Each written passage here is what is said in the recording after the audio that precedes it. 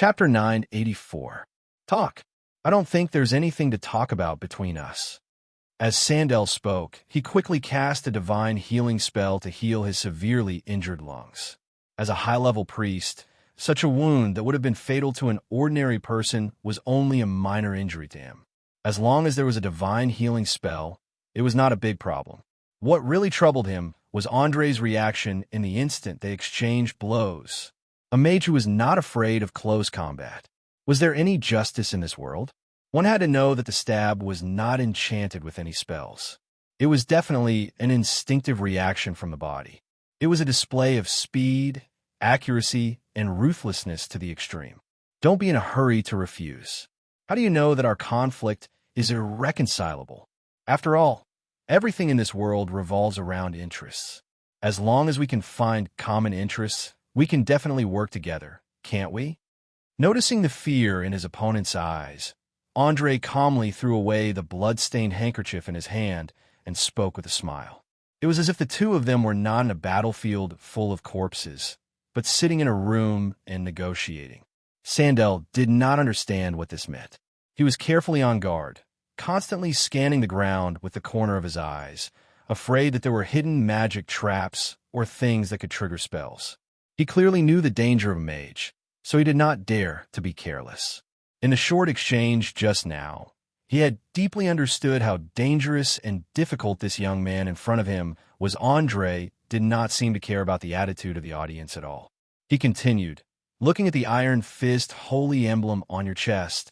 You should be a priest of the god of tyranny, Golden.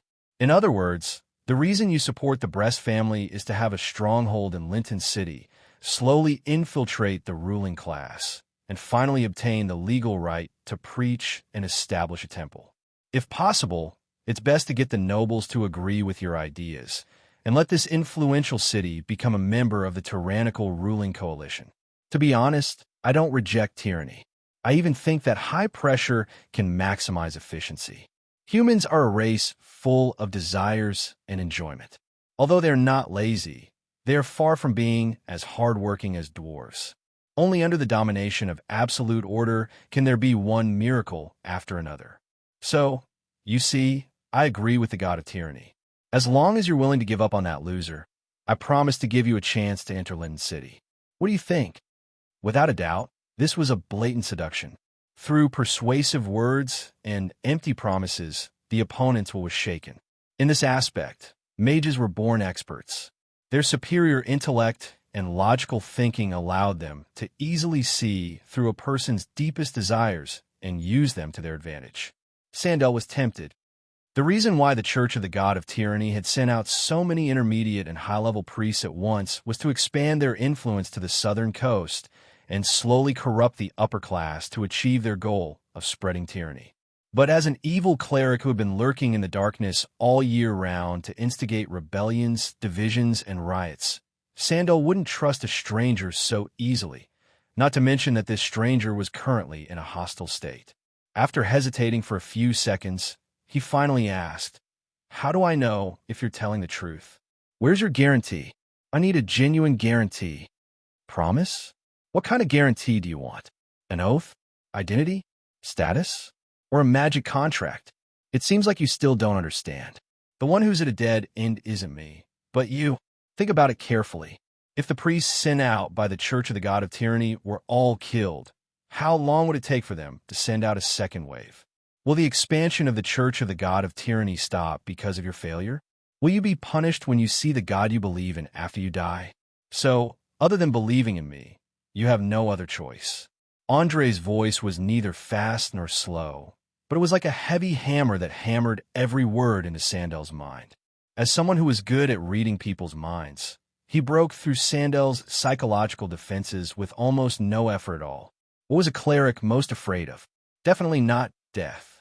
Because of their devout faith, they would go to the kingdom of God to be reborn after death and enjoy treatment that was far better than that of ordinary believers.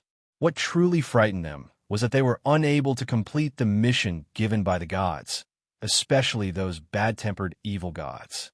They might throw the souls of those who failed into the torture room and torture and whip them day and night.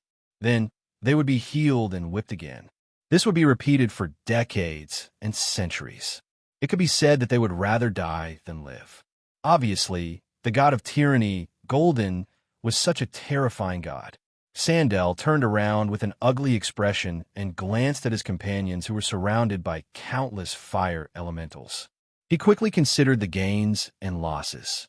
After a full half a minute, he took a deep breath and said, "All right, I can agree to your conditions. But please let go of my brothers and sisters immediately. All of them are valuable assets of a church. If you kill any of them, you will become an enemy of the church, and there will no longer be any possibility of cooperation between us." An imperceptible smile appeared on Andre's face as he nodded. "Of course, that's not a problem. But before that, shouldn't we shake hands as a sign of friendship?" As he spoke, he stretched out his right hand. Because of the light, no one noticed the red light that flashed in his palm. "I hope you keep your word." Sandel did not notice anything unusual at all. He took off his iron gloves and stretched out his right hand.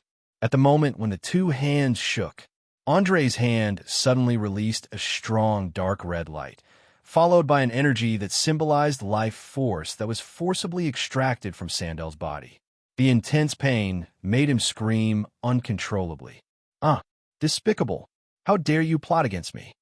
Ha ha ha ha ha! Idiot! Don't you know that we are on the battlefield? Of course, there is nothing to be unscrupulous on the battlefield. Deception is just the lowest level of trick. Do you even need someone to teach you this? How sad!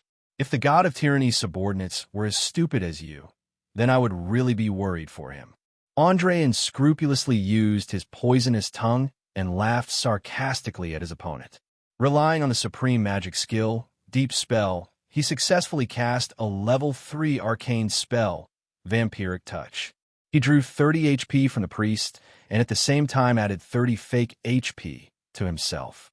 Before the effect of the spell disappeared, any damage he received would be instantly healed as long as it did not exceed 30 HP. It could be said that through a successful deception, Andre successfully pushed his enemy off the cliff. Chapter 985. Although Vampiric Touch was not as glamorous as many arcane spells, nor would it cause bleeding wounds, what it extracted was the most essential part of life. For a person, once a large amount of life force was extracted, he would be as weak as if he had a serious illness. In the worst case, he would die. There was absolutely no chance of survival. Obviously, Sanders' excellent physique allowed him to have a vitality that was beyond the reach of ordinary people. After losing 30 points of his life force, he still did not fall.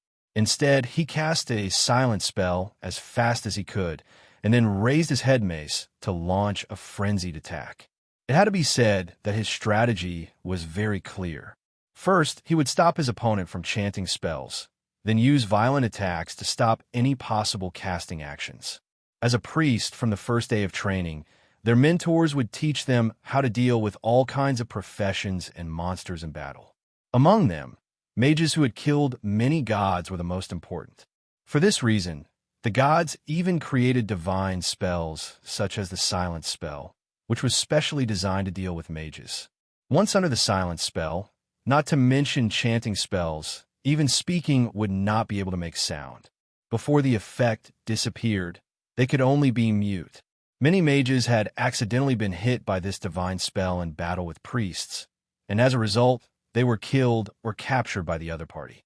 But Sander had obviously forgotten one thing, and that was that the badge of the members of the Linton City Mage Association was all added with a voice spell.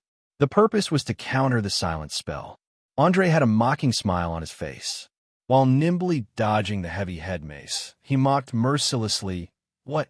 Are you angry from embarrassment? Or do you think you can hit me with this clumsy way of attacking? Save your energy. Maybe I'll give you a slightly easier death on account of your cooperation." You can still talk." Perhaps it was because he was too shocked, but Sanders' hammer missed its target, and he almost lost his balance and stumbled. One had to know that the silent spell was one of his greatest trump cards. It was also because of this divine spell that he dared to boast. After all, a mage who could chant spells and a mage who couldn't were completely different.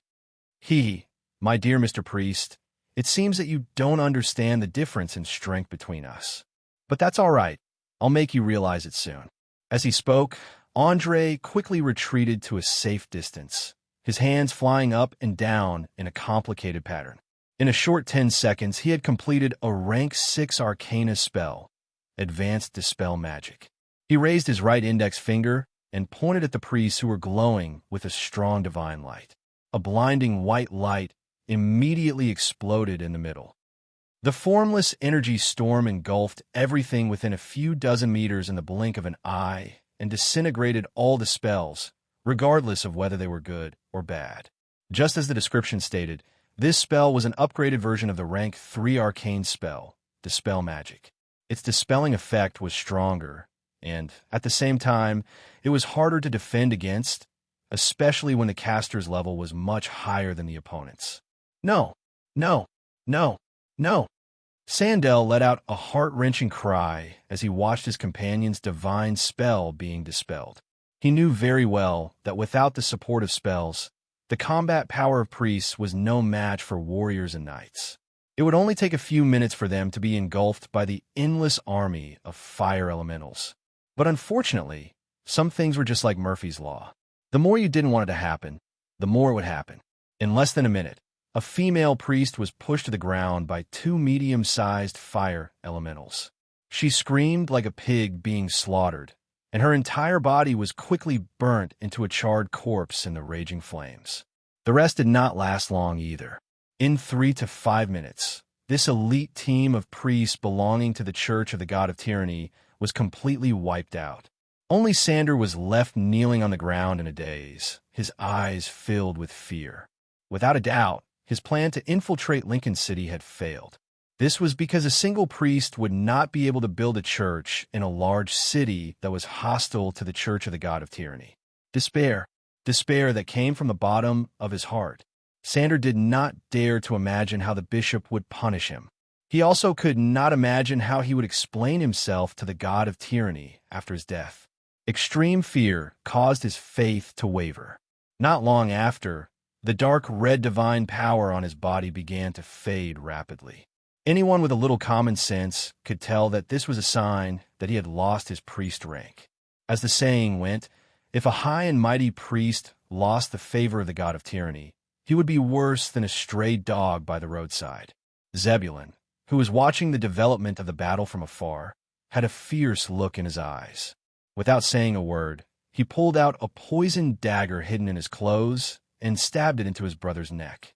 Pooh! With the sound of a sharp blade piercing into flesh, Dandy's neck immediately spurted blood. He screamed and fell off his horse, a look of disbelief on his face. "Zebulon, what are you doing? Have you lost your mind?" Not only him, but the surrounding guards and the other 2 invited mages were also dumbfounded. They stared with wide eyes at this scene. "I'm sorry, my dear brother. You've made the wrong choice. For the continuation of the family, and for our little sister to not become someone's plaything, I have to stand up and correct this mistake."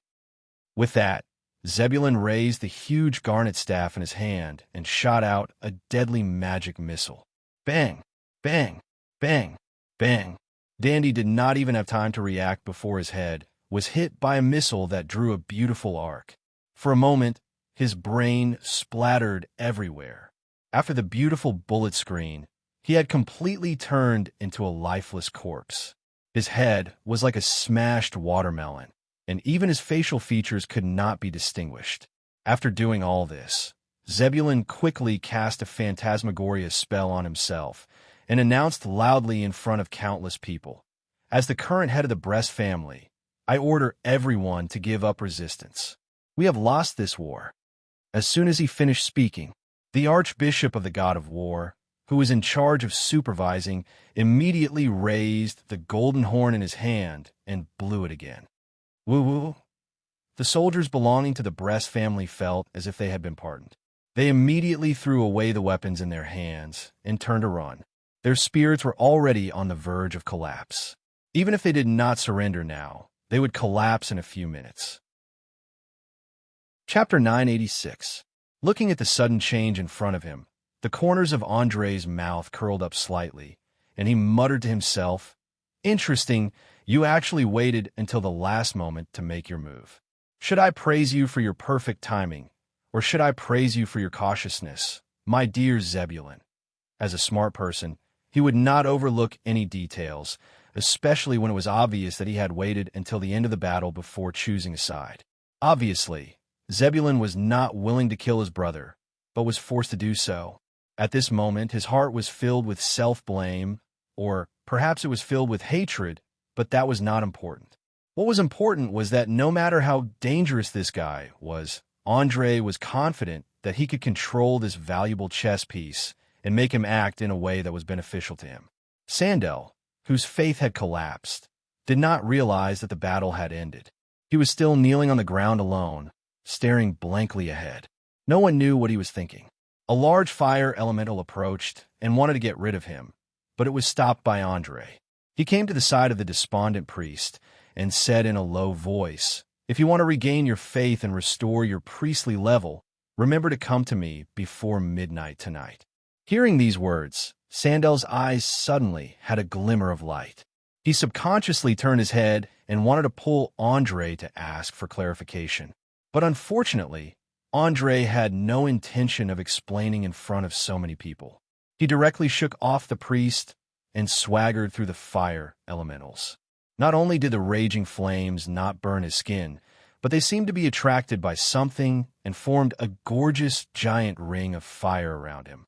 Every time he passed by a fire elemental, the fire elemental would kneel down to show its humility. In front of the prince of fire elementals, the flaming duke chosen by Acer Desir, they were just humble servants. All the onlookers were stunned. They could not believe what was happening in front of them. The fire elementals, known for their violent and uncontrollable temper, were kneeling down to a mortal mage. Were their eyes playing tricks on them? Or was this world too crazy? No one could give an answer, except for those who already knew Andre's true identity. Passing through thousands of fire elementals, Andre arrived in front of Zebulon. Without any hesitation, Zebulon knelt on one knee and said in a respectful tone, "Praise be to you, Duke of Eternal Flames. You are the symbol of slaughter, the emissary of destruction. You are the only representative of the fire elemental plane in the material world. Please allow me to represent the Breast family in surrendering to you. Please forgive my brother's foolish offense and forgive us lowly mortals. For this, I am willing to give up everything of my family and become your loyal servant." As the last word fell, the scene suddenly boiled over. Although Zebulon never mentioned the name Flaming Duke, he recited the poem that the bard used to describe the Flaming Duke.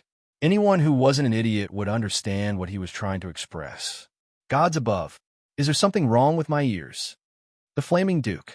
It's actually the Flaming Duke. I knew it. Apart from the Flaming Duke, is there another mortal in this world who can control so many fire elementals? Heavens! No wonder the envoys of Bacaro City surrendered to us. They were attacked by the Flaming Duke. For a moment, everyone seemed to have been injected with adrenaline. Regardless of whether they knew Ley-Lin or not, they frantically shared their excitement with those around them.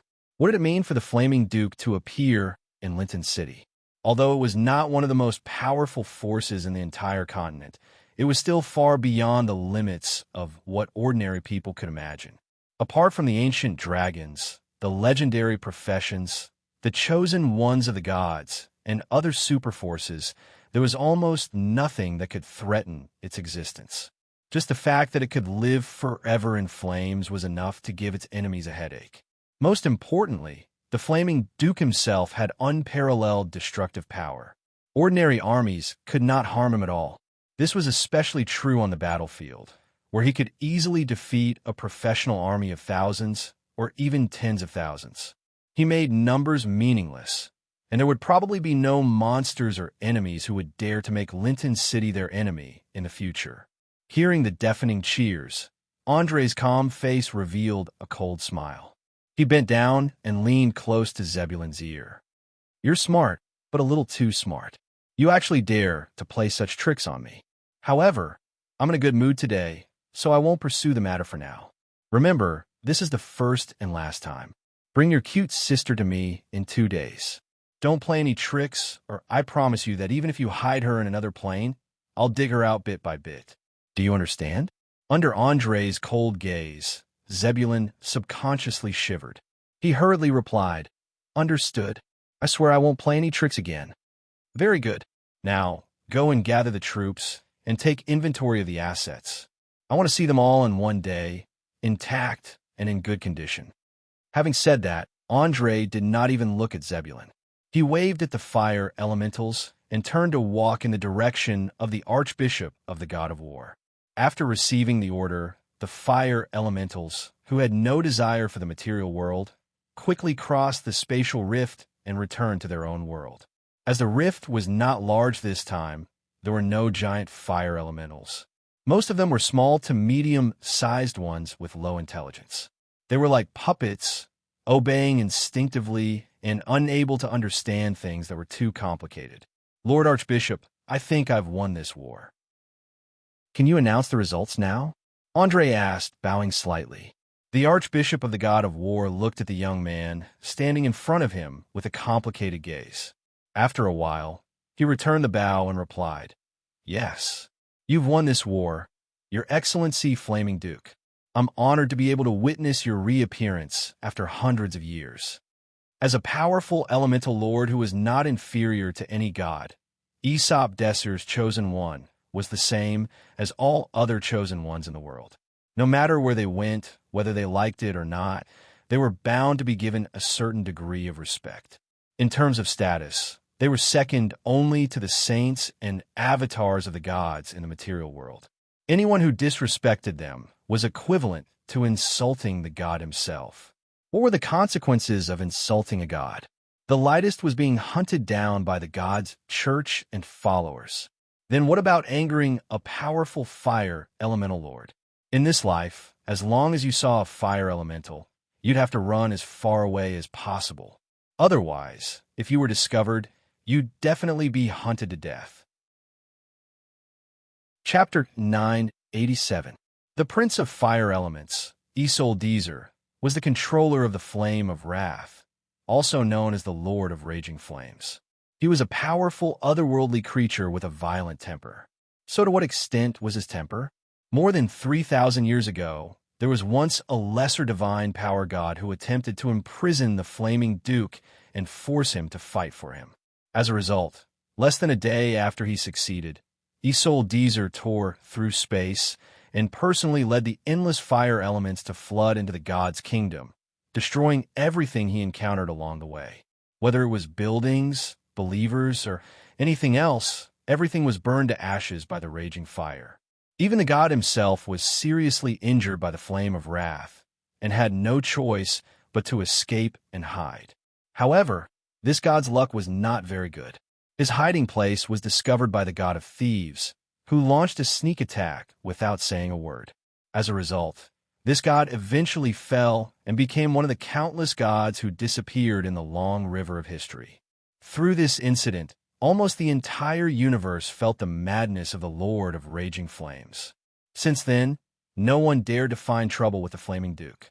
After all, the elements represented neutrality and had no inclination towards good or evil. Even if there was no way to become allies, there was no need to become enemies. To some extent, the Flaming Duke was a very good protective talisman. As long as he did not do anything that would anger the heavens, no one would dare to rashly make a move against someone who held this title. Although the Archbishop of the God of War had a noble status, he was still a bit lacking in front of the Chosen. So his mood was just like the look in his eyes, very, very, very complicated. It must be known that every time the Flaming Duke appeared, it was bound to be accompanied by a large amount of destruction and destruction. He was like a moving disaster, bringing misfortune and death wherever he went. According to historical records, most of the Flaming Duke could not bear the rejection and loneliness and finally chose to return this power to Isoldezer, finding a deserted place to die quietly. Of course, from the perspective of the God of War, the appearance of the Flaming Duke was not a bad thing. On the contrary, it was a good thing because his appearance was bound to be accompanied by more wars, helping to expand the God of War's influence. After sensing the Archbishop's complicated thoughts, Andre lowered his voice and said with a smile, "Don't worry, Archbishop. I'm different from the previous Flaming Duke. I won't easily destroy anything, and I have no interest in slaughtering civilians who can't fight back. I'm a utilitarian through and through. I only do things that benefit myself." "I hope so." The Archbishop shook his head gently and handed 2 parchments with a list of property in his hand. "Here," he said, here's your spoils of war. If you need, I can ask the paladins to help you until all the property has been handed over." "Thank you, but there's no need to supervise. My new servant will take care of everything." With that, Andre turned his head and glanced at Zebulon with a hint of playfulness in his eyes. The Archbishop naturally would not forget what had just happened. An expression of disgust immediately appeared on his face, as if he had not seen a human, but a pile of dog shit. "Are you sure you want to take in a kinslayer as your servant? Let me remind you, this kind of heartless scum is simply a natural traitor. They have no sense of shame at all. If I were you, I would immediately kill him to prevent any future trouble." Kinslayers were a taboo in the entire continent. Although there were endless methods of secretly poisoning, assassination, and magic control, killing one's own brother in front of so many people would still cause one to bear a considerable amount of notoriety.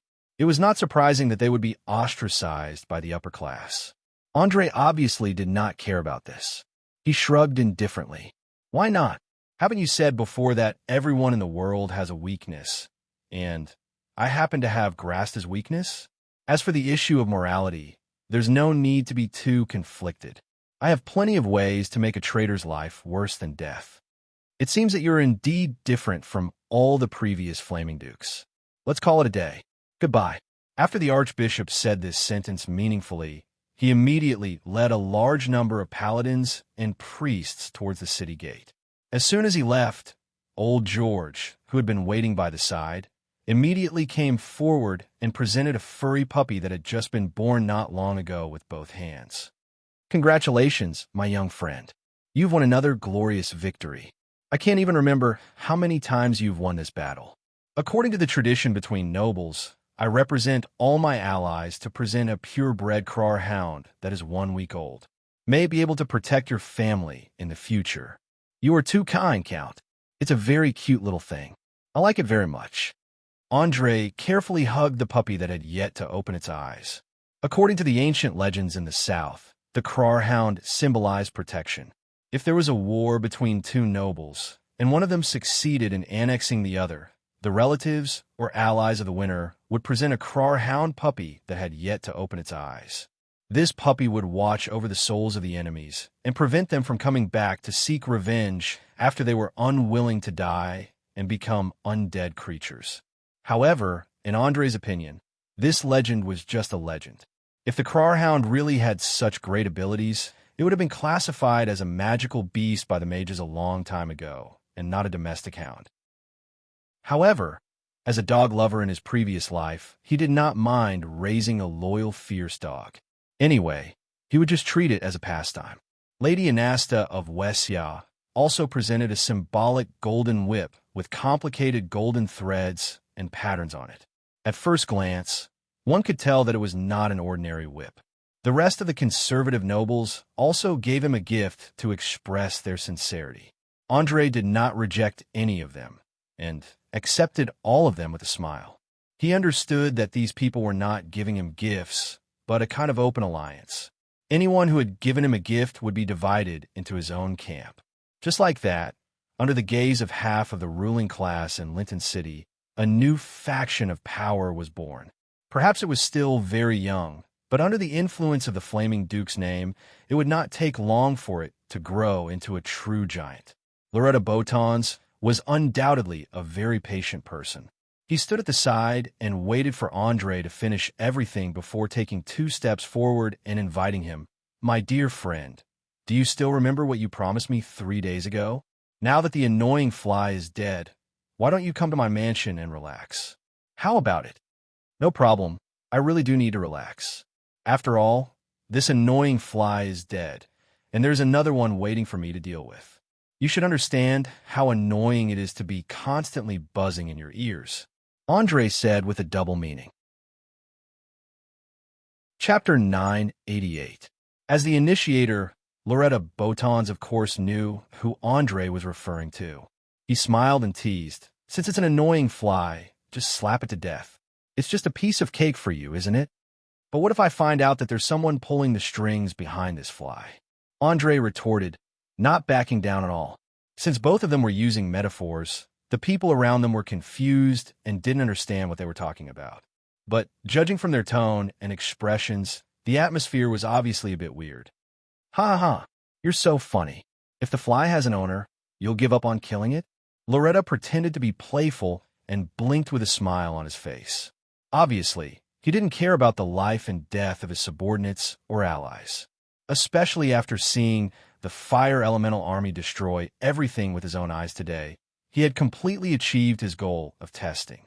He didn't want to make a big fuss over a pawn that had lost its value. Andre wasn't an idiot. He instantly realized that Duke Win had completely lost its value to this guy in front of him. So he immediately said meaningfully, "No, of course not. But I'm worried that killing it will dirty my hands." Loretta shrugged his shoulders indifferently. "Then why don't you find a fly swatter? I believe that with your taste, you should be able to find a suitable one easily.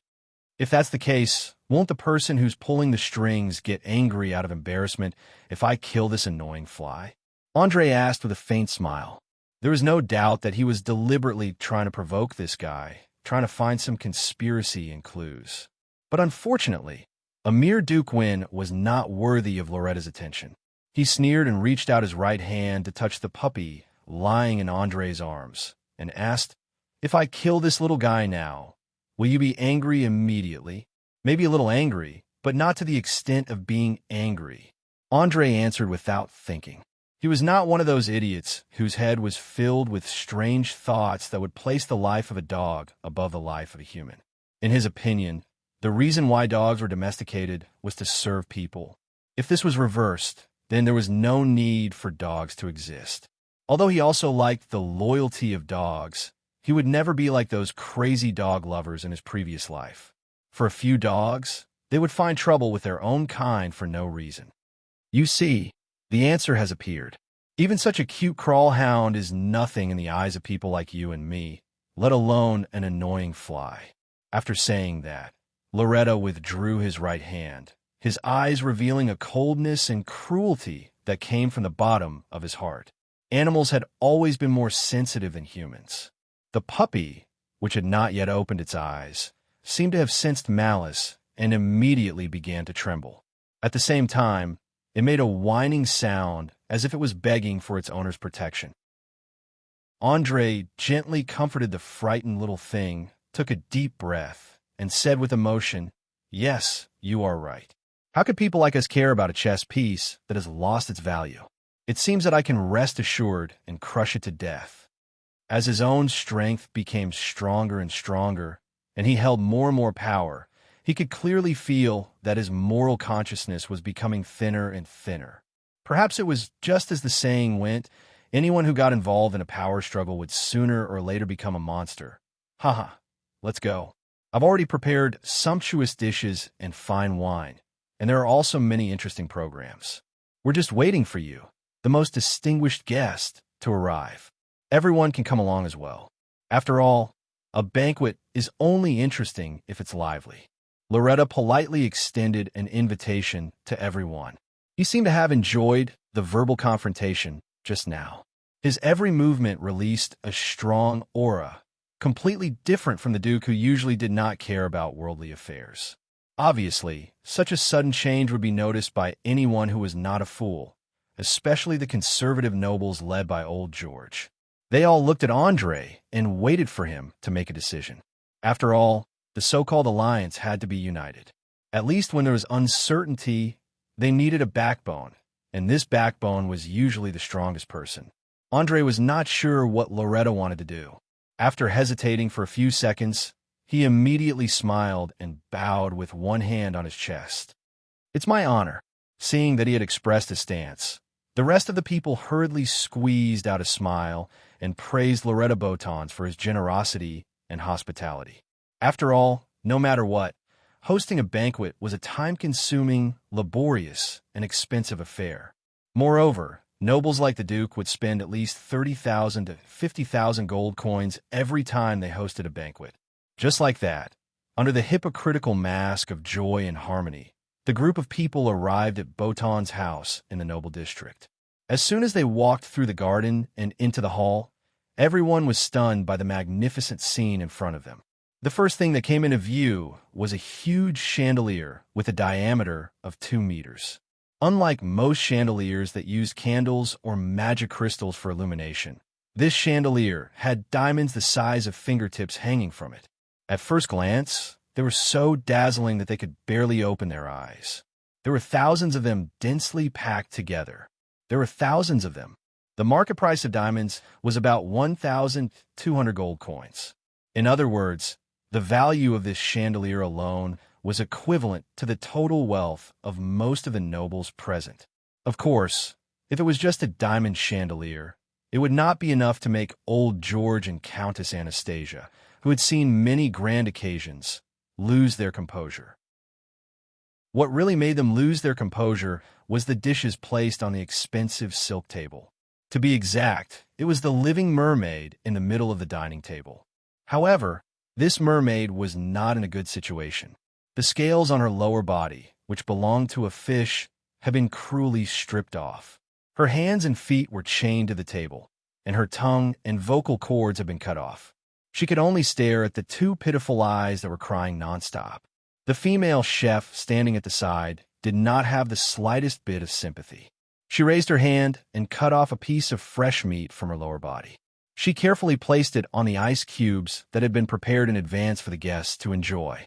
Needless to say, this extremely rare red-haired mermaid was the main dish of today's banquet. According to ancient legends, the taste of the flesh of a mermaid was the most delicious thing in the world. It could fully release the taste buds of humans and bring them unparalleled enjoyment. A rich king had once offered millions of gold coins for a small bite, but he did not get his wish until he died. This was because mermaids mostly lived in the deep sea where there were no traces of humans. Moreover, they were terrifyingly vigilant. Even a legendary mage might not be able to successfully capture them. But now, this dreamy delicacy was placed in front of them. Almost none of the nobles present could hold themselves back. They all subconsciously swallowed their saliva. Chapter 989. How is it? Are you satisfied with the little surprise I prepared? Loretta lowered his voice and whispered into Andre's ear. Obviously, he was very proud of himself for being able to get a living mermaid. He did not feel that putting an intelligent creature on the table to eat raw was a very barbaric and cruel thing to do. The mermaids in this world not only had intelligence, language, and emotions that were not inferior to humans, but also created a highly developed underwater civilization. They had their own cities and countries. To a certain extent, mermaids were no different from humans, dwarves, elves, pygmies, halflings, and many other intelligent races. The only difference was that the former lived on land, while the latter lived in the deep sea. As a transmigrator who still had some bottom line, Andre felt a strong sense of disgust at the scene in front of him. The education and living habits of his previous life made him instinctively reject eating any intelligent creatures that looked similar to humans. This had nothing to do with kindness or evil. It was just out of habit. Many people who did not eat fish would feel nauseous when they smelled the fishy smell. Loretta, who was good at observing, quickly found that Andre's expression was a little strange. The corner of his mouth raised slightly, and he mocked with a playful tone. "Ah, looks like you don't like the main dish very much. Maybe it's because of the little sense of justice in your heart? Relax, my friend. With your intelligence, it should not be difficult to understand that the nature of the world is the survival of the fittest. The so-called principles and bottom lines are like a piece of parchment, so fragile that it can be broken with a poke. You think I still have a sense of justice in my heart?" Andre did not care about the other's tone. Instead, he asked with a smile that was not a smile. "To be honest, After coming to Oriir for so many years, he felt that many of his thoughts and actions had been assimilated by this world, especially recently when he massacred, burned cities, and created disasters with his own hands, causing countless people to live in the abyss of suffering. He did not feel even a little bit of guilt in his heart. It was as if everything was justified. If this was considered a sense of justice, then the demons of hell could definitely call themselves the partners of justice. Of course, didn't you notice? Think carefully about the decisions you have made. Do you always lean towards the weak? For example, just now outside the city, why didn't you order the fire elementals to kill all the enemies, but give them a chance to surrender? If it were me, I definitely wouldn't leave any loose ends behind. So admit it, there is still a trace of kindness in your heart. With that, Loretta poked Andre's chest near his heart with a meaningful look in his eyes. After hearing his opponent's evaluation, Andre didn't panic at all. Instead, he couldn't help but laugh. Haha, interesting. This is the first time I've heard that being merciful to your enemy means being kind. It seems that you haven't been able to understand my values so far. Oh, then why don't you talk about it? I'm very interested in this. Loriton lifted his glass and took a small sip of wine, putting on a look of victory. There is no need to ask to know that he had already subconsciously come to a conclusion. The reason why he asked this question was probably not out of politeness, but a disguised form of temptation. After all, when people spoke, they would often inadvertently reveal their usual habits, way of thinking, values, and so on. Once grasped, one could roughly deduce the way a person would deal with a problem, as well as the next few actions. Andre was never a fool. Naturally, he understood his opponent's sinister intentions. Without batting an eyelid, he replied, "Sorry, I have no reason and no obligation to explain anything to you, especially when the time of war is getting closer and closer. If the two of us are still alive by this time next year, and the victor has already been decided, then it won't be too late to talk about this problem." Loretta pretended to be regretful and spread out his hands. "All right, since you insist, then we will wait until this time next year. Now, let us enjoy this banquet." After saying that, he said a few words to the housekeeper standing next to him. The housekeeper immediately rang the bell in his hand. After a while, several female dancers in hollowed-out silk dresses walked into the center of the hall from a corner. The banquet finally officially began. The nobles who could not wait for a long time rushed to where the mermaids were. They forked the bloody meat into their mouths and closed their eyes to savor the most delicious taste in the world.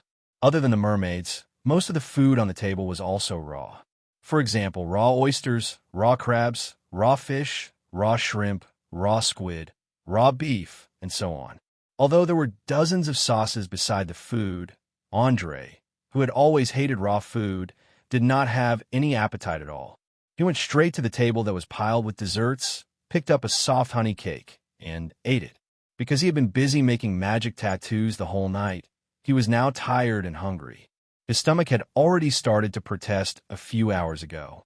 After swallowing 2 honey cakes, he immediately regained some energy. Just when he was about to look for other food that would suit his taste, a girl in a red dress walked towards him and bowed with a smile. "Greetings, Your Excellency Flaming Duke. You are—" Andre grabbed a tablecloth and wiped his hands. He squinted his eyes and looked at the girl. She had long brown hair, a small round face, a delicate nose and mouth, big eyes, and a red corset that set off 2 rather large peaks. She was about 1.6 meters tall, fully displaying the beauty of youth. Judging from her appearance, this girl should not be more than 15 years old, or even younger. The girl obviously noticed that the handsome man in front of her was looking at her. She immediately raised her full chest and said, "My name is Celeste, Viscount Sean's sister, and also Chloe's good sister. I don't know if you're free now, but I would like to invite you to join the little game that is going on over there." After saying that, she turned around and pointed to the men and women gathered together not far away. These young people, who were born with a silver spoon in their mouths, were all holding gold or silver coins with different patterns in their hands. There were a few dice placed in the middle, and they seemed to be playing some kind of game. Andre quickly searched for the name Celeste in his memory. He quickly smiled and shook his head. I'm sorry, Miss Celeste. I'm afraid I can't accept your invitation. Besides, Chloe probably won't recognize you as her good sister. As someone who had an eidetic memory, Andre only needed 2 seconds to recall what his fiancée had said a few months ago. The general meaning was to prevent fire, theft, and Celeste from entering the house. Chapter 990. The girl clearly did not expect that her invitation would be mercilessly rejected, and she stood there awkwardly. It was only after a full minute that she mustered up her courage and said, "It seems that Chloe often speaks ill of me. You can't possibly believe all of it, right? What do you think?" A hint of playfulness flashed in Andre's eyes. He clearly did not have the time to play house with a bunch of young masters and young ladies, nor was he interested in taking part in those melodramatic love triangles. Childish. This was the definition he gave to this girl. Perhaps it was because she was too young, but Celeste did not have any self-awareness at all. She even took this disguised rejection as a hint. She purposely rubbed her half-naked chest against Andre's arm, lowered her voice, and said seductively, "I feel that you're really charming. Since Chloe is here today, why don't you play with us? You must know that many of our sisters have fallen head over heels for your majestic performance. As long as you join us, I guarantee that you'll have an unforgettable experience." Andre pulled his arm back without batting an eyelid and took a few steps back. "I'm sorry, but I still have to reject. There are 2 reasons. Firstly, I'm not interested in your so-called unforgettable experience. Secondly, I'm someone who keeps my promises. Since I promised Chloe to stay away from you, I'll keep my word. So, Miss Celeste, please leave immediately. I don't wish to repeat myself a 3rd time." Saying this was already a blatant humiliation. To a noble lady, especially an unmarried one, being rejected by a man was unforgivable. Celeste was so angry that her entire body was trembling. It was as if she could not believe that there was a man in this world who could resist her temptation. Right now, what she wanted to do the most was to splash the wine in her cup onto his face, then turn around and leave the banquet hall, leaving this place that had humiliated her. However, it was a pity that Celeste could not do that. Regardless of whether it was the Duke Loretta or the flaming Duke Andre, they were both people that a mere Viscount's sister like her could not afford to offend. Suppressing the anger in her heart, she flung her skirt and quickly returned to the crowd. Her eyes were full of resentment. Then, she began to tell her peers what had just happened. In Celeste's story, Andre was a rude country bumpkin, while she herself was a pure young lady who had repeatedly exercised forbearance. This fully displayed the scheming nature of a green tea B *TCH. Andre saw all this from afar and responded with a contemptuous smile. He had no intention of interfering at all. Compared to the B cheese he had seen in his previous life, this girl's methods were obviously too crude and far inferior. It didn't take long for a few smart guys to realize that there was a problem and left the circle without saying a word. No one in the world was an idiot, especially the children of nobles who had received elite education since they were young. They would not cause trouble for themselves or their families for the sake of so-called friendship.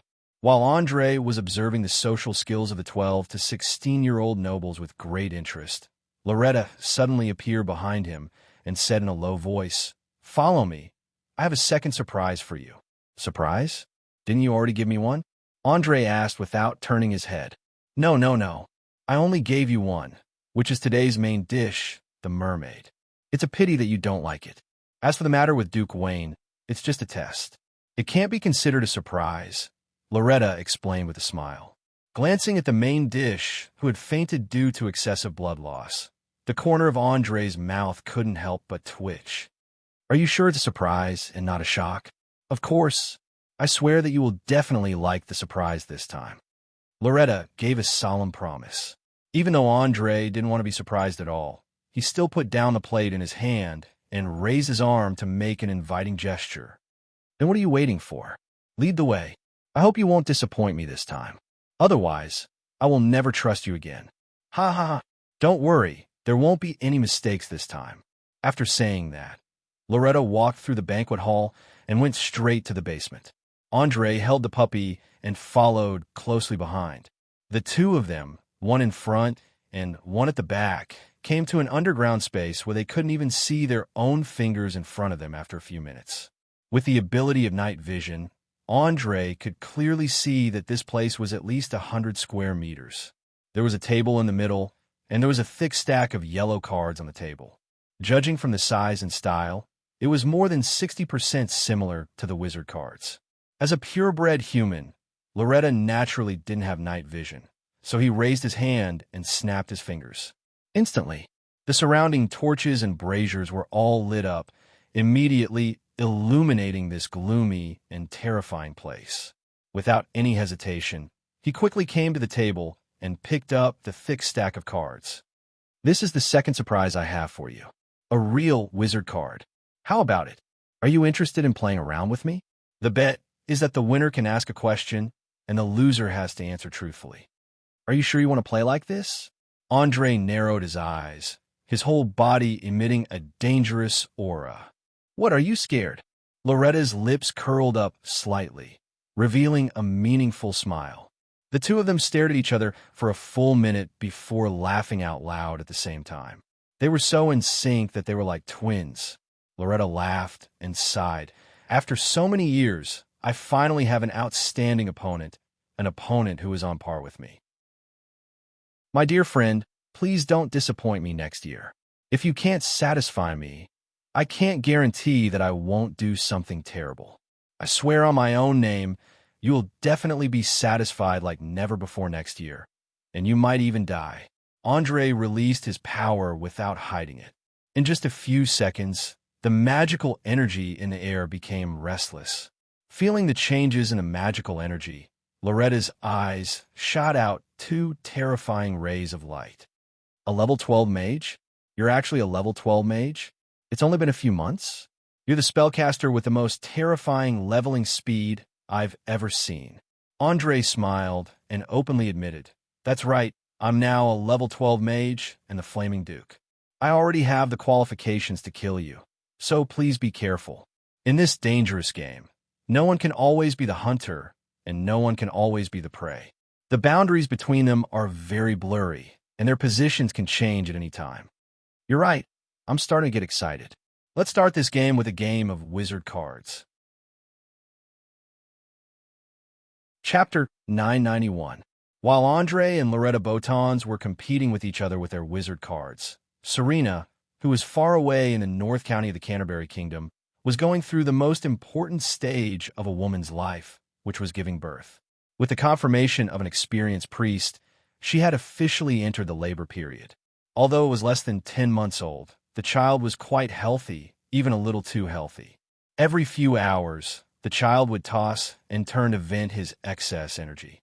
To ensure the smooth delivery, all the famous female midwives in the North County had been invited to the castle. In addition, there was also a priest from the God of Protection stationed in the castle, ready to deal with any special situations that might arise. In Oraire, where health and medical conditions were extremely poor, giving birth was not a small matter. It was equivalent to a woman walking between life and death, and if it was not handled well, it could cost both the child and the child's life. No one, from the nobles to the peasants, was an exception. The only difference was that as long as the nobles in the palace were willing to spend money, they could hire a priest just in case. However, the civilians could only pray for their own good fortune. Although the North County was the least populated and the most desolate county in the whole kingdom, Serena had secretly opened 3 mines in the Black Forest after gaining the support of Merchant Louder. One of them was a sapphire mine, and the other 2 were gold and iron mines. Therefore, she was not short of money at all. Not only did she renovate the castle that originally belonged to Baron Iverson, but she also recruited an army of 2,500 people. After all, the people in the North County had always been tough. Almost all the adult men had mastered more than one type of weapon fighting skills. As long as they trained a little, they would be qualified soldiers. With the protection of so many troops, the female knight could finally breathe a sigh of relief. For the time being, she did not have to worry about the sporadic orc bandits. She could spend the winter peacefully. As for giving birth to a child, she was not very worried. Not to mention the monstrous physique of a knight. Just the extraordinary endurance was enough for her to give birth to a child smoothly. In history, there was no precedent of a female knight dying in childbirth. Lying on a recliner covered in bearskin, Serena enjoyed a massage from her personal maid, Shirley, while looking at the tax accounts for this year. After a while, she closed the account book and looked up. So, our food reserves are only enough to last until June next year, and there are still 2 more months of food that we need to buy from other places? Yes, madam. The North County's terrain is relatively high, and wheat can only be grown near the south. Most of the crops in the north are rye and barley. The taste is very bad, but the wine produced is very good. I personally suggest that we use all the barley and rye to make wine and buy wheat from the other counties of the kingdom. This way, we can make a net profit of 20%. Luo-Te lived up to his reputation as a businessman. Every time he opened his mouth, he would talk about making money. It was as if it would be a huge waste if he didn't participate in the profits he saw. It was also because of his profit-seeking spirit that the business environment in the North region seemed to be much more prosperous this year. In particular, the number of merchants who came to purchase furs and rare animals and plants had increased by a full third. However, as a noble, Serena's perspective was completely different. She might care a lot about money, but she was more concerned about whether her rule was stable, and the food reserves happened to be the most important factor. After considering for a few seconds, she gently stroked her protruding belly and said, "In principle, I agree with your suggestion to use barley and rye to make wine instead of wheat or flour. However, you have to ensure that we buy enough wheat before we start making wine. I don't want to see that we can't take out food in case of an accident. Do you understand?" The fat Luo-Te hurriedly put one hand on his chest and bowed. "Understood, madam. Please don't worry. I'm not an idiot who can't tell what's important. I'll definitely ensure the food reserves in the territory. Also, the subordinates I sent to purchase cloth and salt heard that there seems to be some friction at the southern border. His Majesty King Elroy Clovis is planning to recruit troops and declare war on the Bohemia Kingdom in the south." War? Upon hearing this word, Serena hurriedly sat up from the recliner with a trace of unconcealable surprise on her face. That's right. Many people are spreading rumors that Elroy intends to wipe away his humiliation and regain control of the Rapids Plains. He wants to completely control this granary that can support an army of 50,000. According to our scouts, there are indeed signs of an army gathering at the border, but until now, there hasn't been a clear order to summon the vassals.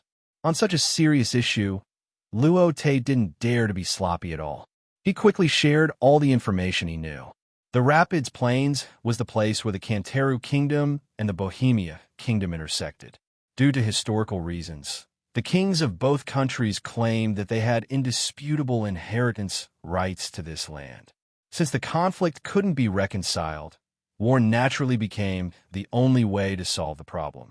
For this rich land, the kings of Canteru and Bohemia had fought over a dozen times and basically ended in a draw. However, the most recent time was when King Elroy's grandfather, King Victor III, was still alive. Due to the heavy blow inflicted by the necromancer Ulysses Domer, the entire country fell into a long period of depression. Bohemia took advantage of the situation and seized the actual control of this land. From the moment he ascended the throne, Elroy worked hard and carried out a series of reforms.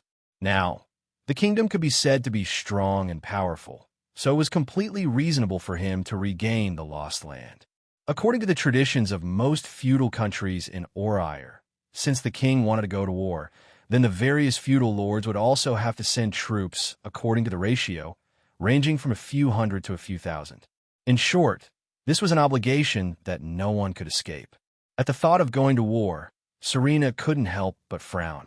She walked back and forth by the fireplace, seriously thinking about the gains and losses. One had to know that where there were people, there would be conflicts.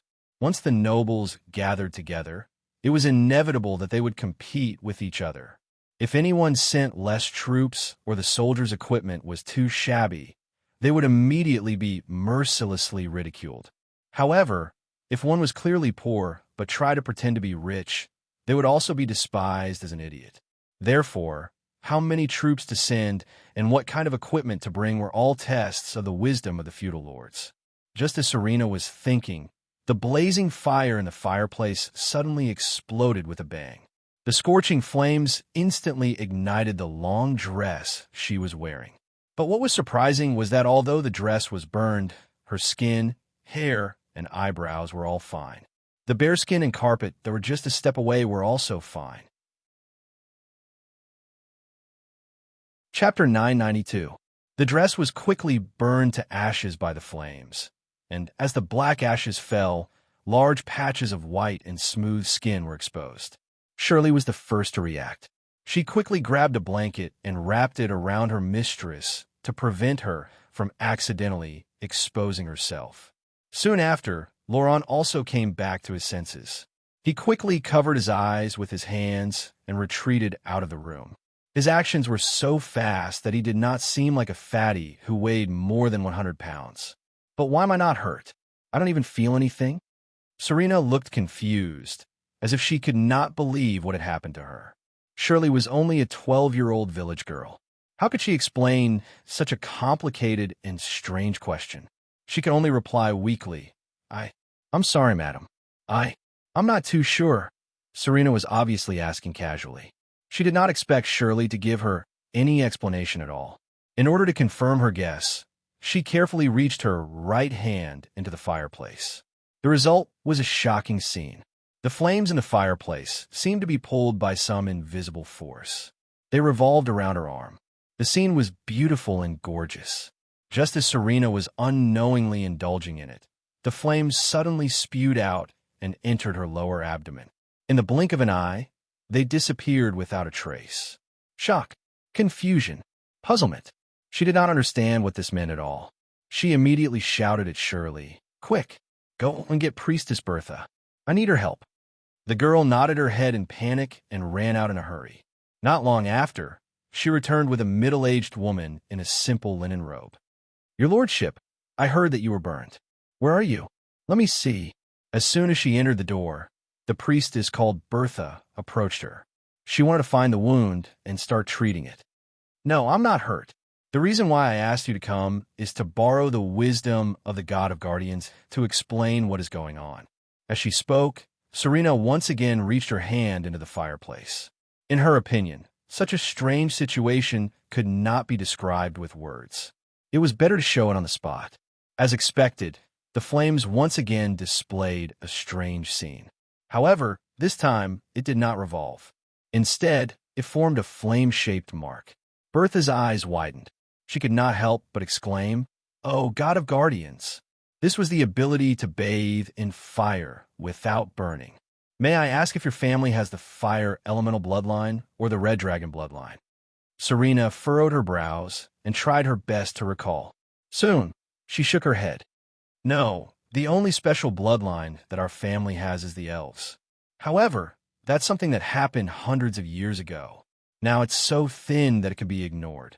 That's the child in your belly. Can you tell me who the father is?" The priestess asked.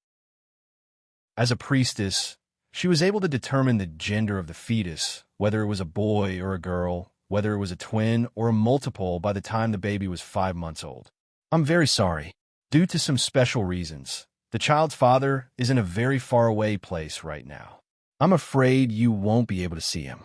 Serena sighed helplessly as she stroked her protruding belly. Any woman would want her man to be by her side when she was giving birth. Even a strong female knight like her was no exception. Sensing that fleeting sadness, Bertha immediately comforted her. "Don't worry. The God of Protection will definitely protect the child's father and ensure his safe return. Lastly, I'll take the liberty to ask if the child's father has any relatives. Can you arrange for me to meet him? This is very important. It will determine the child's future." No mother would not love her child. Serena immediately nodded when she heard that the child's future was at stake. "Of course. They all live in the castle. I'll get someone to bring one over." After saying that, she turned to Shirley and said, "Quick, bring Miss Bobla here for the priestess to see." A few short minutes later, Andre's little sister Babla walked into the room with sleepy eyes. She mumbled softly, "I'm so sleepy. Where am I?" As soon as she finished speaking, she fell into a deep sleep on the chair closest to her. She didn't seem to notice that this was no longer her room. The priestess gently walked to the girl's side and pulled out a strand of hair. She then cast an unknown divine spell as quickly as possible. A second or two later, the fiery red hair fluttered back to its natural state. Serena, who had been waiting by the side, asked impatiently, "How is it? Is there a result?" Staring at the burnt hair in her hand, Bertha explained in a deep voice, "Based on the degree of spontaneous combustion and the intensity of the flames, I'm 100% sure that she has a thin fire elemental bloodline. Normally speaking, such a fire elemental bloodline would not be able to trigger such a powerful resonance. Therefore, I concluded that the child's father must have undergone an intergenerational awakening, and the source of the bloodline must be very powerful. That's why the child in your womb has such a pure affinity for fire. Don't worry, once the child is born, you will slowly return to normal. At most, your resistance to fire will be several times stronger than ordinary people." "Fire elemental bloodline? You're saying that my daughter will be born with a special bloodline?" Serena's face was full of surprise and excitement. She couldn't help but be excited. The appearance of a special bloodline meant great power. It also meant that a noble family would enter a period of rapid growth in the next few generations. That's right, just as I mentioned earlier, a very pure fire elemental ability. However, you'd better be mentally prepared. The child's appearance after birth will be somewhat different from ordinary people. The priestess was afraid that there would be a misunderstanding when the time came, so she hurriedly took precautions. After all, most of the commoners on the continent were very ignorant. They often treated children with special bloodlines as demons or devils and directly threw them into the river to drown. Chapter 993. As a female knight, Serena naturally wouldn't be like those ignorant commoners. She nodded happily. "Please don't worry. No matter how strange she looks, she is my beloved bower. I'm relieved that you think so. In addition, you must do a good job of preventing fire. Before the child is sensible, she will instinctively approach all burning phenomena and even try to control the flames, which can easily cause a fire. I personally suggest that it is best to send her to the temple to be raised by the church. I'm afraid ordinary people won't be able to deal with such a child who is born with powerful supernatural powers." After speaking for a long time, Bertha finally revealed her foxtail. As a priest of the god of guarding, it was obvious that she wanted to brainwash the unborn child and make her a free fighter and a loyal follower of the church. This way, not only would the god of guarding's influence in the North County expand, but it would also integrate the fire elemental bloodline into the church. When the time came, the priest or knight would mate with the girl and give birth to a few descendants with the fire elemental bloodline. Well, it seemed that she was thinking a little too far. After all, the child wasn't born yet. However, the reason why Bertha was in such a hurry was mainly because she was afraid that once the news spread, she would have nothing to do with it. By then, no matter if it was the royal family or the nobles, they would all kill for this baby girl. After all, females were different from males. No matter how strong and powerful they were, they couldn't threaten the most fundamental thing of the nobles, which was the right of inheritance. Marrying a wife who was more capable and had a higher status than oneself wasn't a disgrace in the Canteru kingdom. Instead, it was something worth bragging about. Serena saw through the priest's thoughts at a glance and rejected with a smile. "I'm very sorry, but I can't decide who will raise the child. You'd better ask His Majesty Elroy and the chief grand mage of the palace, Damit. If they don't have any opinions, I'll be very happy to let the church raise the child." His Majesty the King and the chief grand mage. Bertha stood up in surprise. She didn't expect that this child would be involved with two important figures. Although the Church of the God of Guarding had a strong foundation, it still couldn't be compared to the secular monarchs. That's right, don't you know? The father of the child in my stomach is the hero who killed the necromancer Ulysses. He is also the supreme ruler of the North County. When she said that, Serena's eyes flickered with a strange luster, as if she was proud and also reminiscing. I see. The priestess nodded thoughtfully. She quickly stood up and bowed. I'm really sorry. I was rude. I'm willing to apologize for my rude behavior. Serena smiled and waved her hand. It's all right.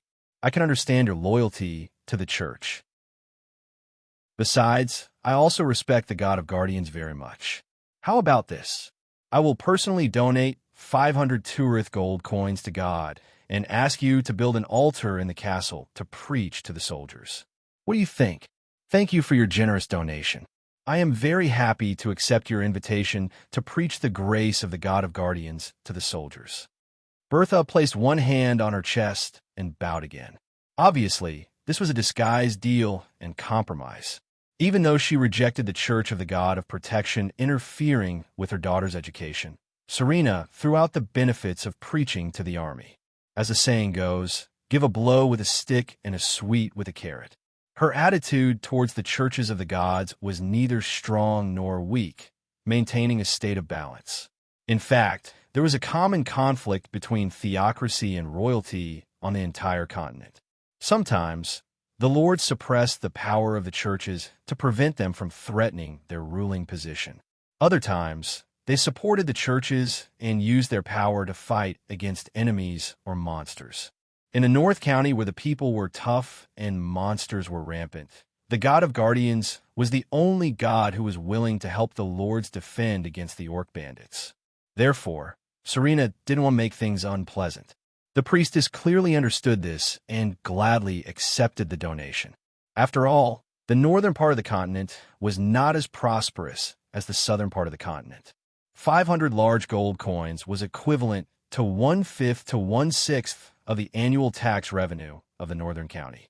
As a relatively poor lord, this donation could definitely be considered generous. Of course, she didn't know that Serena had secretly mined gold in gemstone mines and didn't rely on that pitiful amount of taxes to live. As the two sat down again, a battle without swords came to an end. Shirley, who was standing at the side, didn't even know what had just happened. Just as Serena was about to change into a more comfortable sitting position, she suddenly felt a sharp pain in her lower abdomen.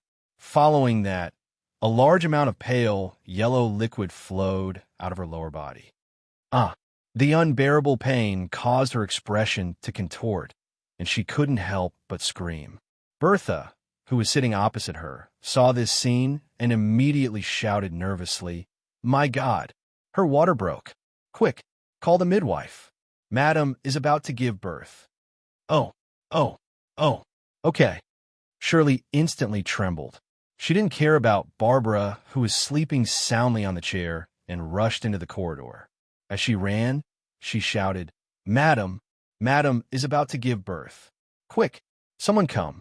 Although her voice wasn't loud, it could be heard very clearly in the quiet night. In a short while, the castle was in chaos. From the servants to the male and female servants, everyone was busy. Andre's family, in particular, rushed over as soon as possible. The women went in to help, while the men stood at the door, anxiously waiting. Fatty Louder was also excited. When he heard the news, he immediately ordered his subordinates to bring out a large box of shiny silver coins from his savings. There were hundreds of them, and he was prepared to reward the servants and midwives when the baby was born. Harder. Madam, please use more strength. The child's head is about to come out. Good. Very good. Madam, hold on. You're very strong. You'll be able to give birth safely. Do your best. Along with the heart-wrenching screams in the room, Atwood raised his fist and smashed it against the wall, complaining in a low voice, "Damn it. This is so worrying. Is giving birth so painful?" "Shut up. Just stay there obediently. That's how a woman gives birth. Your mother took more than 4 hours to give birth to you. You almost lost your life." Algernon glared at his eldest son and reprimanded him in a bad mood. Seeing his father angry, Atwood immediately shrunk his neck. Although he was now the captain of 100 guards and a professional warrior, he still had an instinctive fear of his father. Chapter 994. Waiting for labor was undoubtedly a very uncomfortable thing, but the woman in labor was even more uncomfortable. Serena felt as if her lower body was being forcefully torn apart by something, and the unbearable pain constantly attacked her brain. Her two hands gripped the armrests on both sides of the bed tightly. Under the immense strength of the night, the hardwood armrests had already begun to deform, and two very obvious handprints appeared where she gripped. Due to using too much strength, her face was a little pale, and her lips were trembling slightly.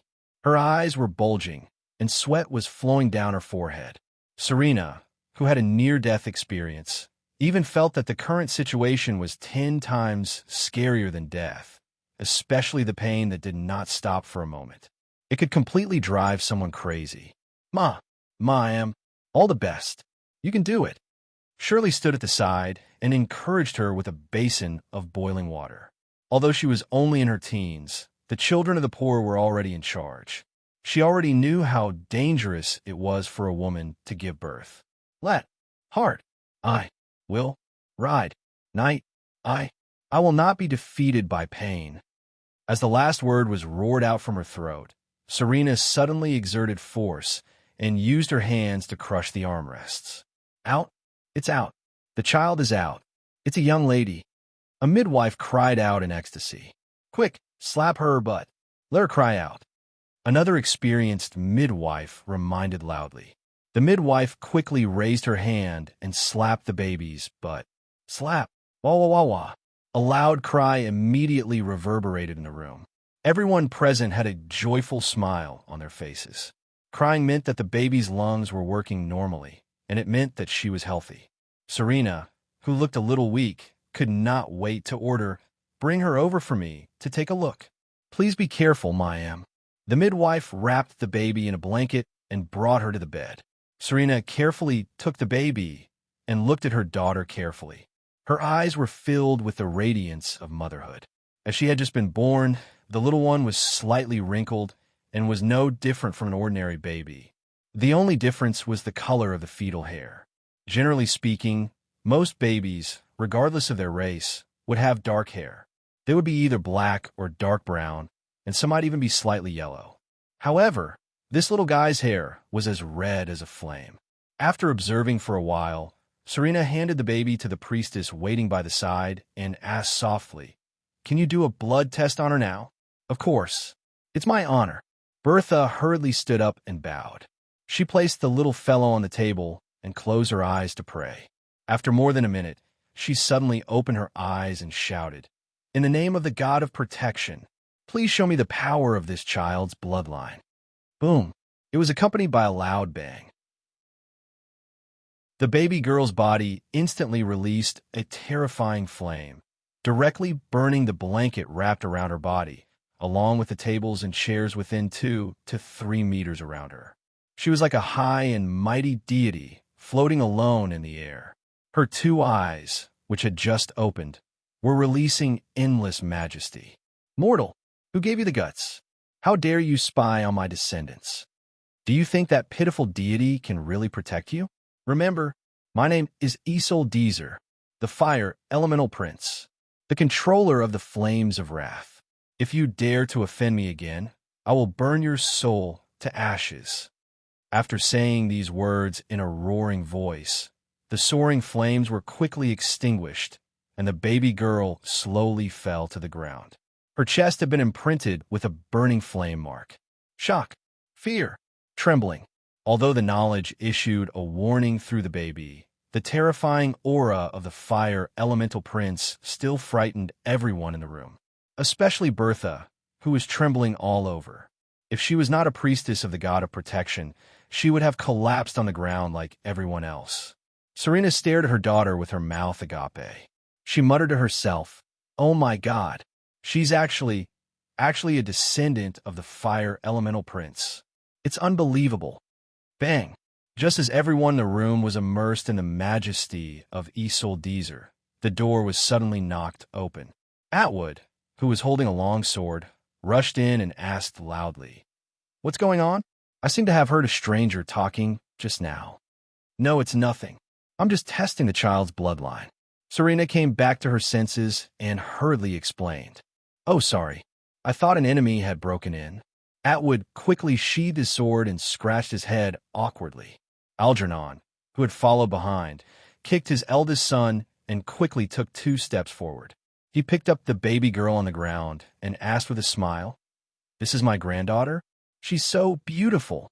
Have you named her?" Serena smiled bitterly and shook her head. Not yet. I was waiting for Andre to come back, so I haven't prepared one yet. It won't do if she doesn't have a name. Why don't we name one first and change it when he comes back? Algernon, who was the head of the family, suggested. The Canteru Kingdom was a country where patriarchal power reigned supreme. Among everyone present, only he had the right to say such words. All right, I'll follow your arrangements. I'm a little tired now and want to rest for a while. Serena opened her mouth and yawned as she spoke, rubbing her heavy eyelids. Algernon nodded.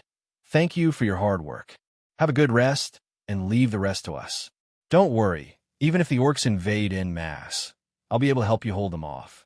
Since the mistress of the castle wanted to rest, it was naturally impossible for the unrelated people to continue staying in the house. They were all chased out, leaving only her personal maid, Shirley, to help Serena clean her body and clean up the leftover rubbish. Fatty Rotter let his subordinates carry a box and distribute 10 great silver coins to everyone who participated in the midwifery as a reward. At the same time, he asked the kitchen to increase the amount of food. Whether it was bread, meat, or ale, they were all provided in unlimited quantities. Everywhere he went, there was a joyous atmosphere. As for the baby girl, after she was cleaned, she was directly taken care of by Andre's mother. She had successfully raised 3 children and had enough experience to deal with all this. Just as more than half of the castle was celebrating, an eagle silently leaped from the roof and flew quickly in the direction of the royal capital. A few hours later, a spy quietly came to King Elroy's bedroom and reported in a hoarse voice, "Your Majesty, we just received news that the current ruler of Northshire, Lady Serena, has just given birth to a daughter. Both mother and daughter are safe, but something strange seems to have happened in the delivery room. I think it's necessary to send someone to personally investigate." Chapter 995. Oh, have you heard any news?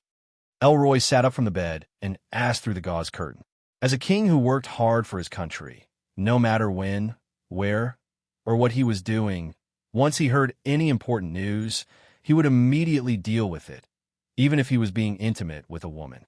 The spy maintained a kneeling posture and answered without raising his head, "Yes, Your Majesty. According to the information sent back by the Falcons, the baby seems to be a little special. Even the fetus on her body is strangely red." Red fetus? Elroy suddenly pulled open the curtain, his eyes showing unconcealable surprise. Has Master Domit read this information? What is his judgment? It has been sent. Master Domit believes that the baby may have a special bloodline. The possibility of her being a descendant of the fire element is more than 50%. The possibility of her being a descendant of the red dragon is more than 30%. And the remaining 20% is a descendant of demons, devils, or other lower planes. The specific situation cannot be determined unless we could get some blood, hair, or something like that. The spy answered in a calm tone. He seemed to be like a rock. No matter what happened, he would not be emotional, even if he saw a naked woman lying next to the king, and this woman happened to be the wife of the prime minister. In fact, in Orire, most kings would find themselves mistresses or lovers. Usually, these mistresses were either the wives or daughters of the nobles or the ministers under their command. Some nobles even saw it as an honor for the king to take a fancy to their wives. It was said that King Patrice II of the Kingdom of Bamia even gathered the wives of the nobles under his command and formed a group of 72 beautiful women. No matter where he went, he would take them with him. From time to time, he would invite their husbands to have a group of sex parties. It was extremely promiscuous.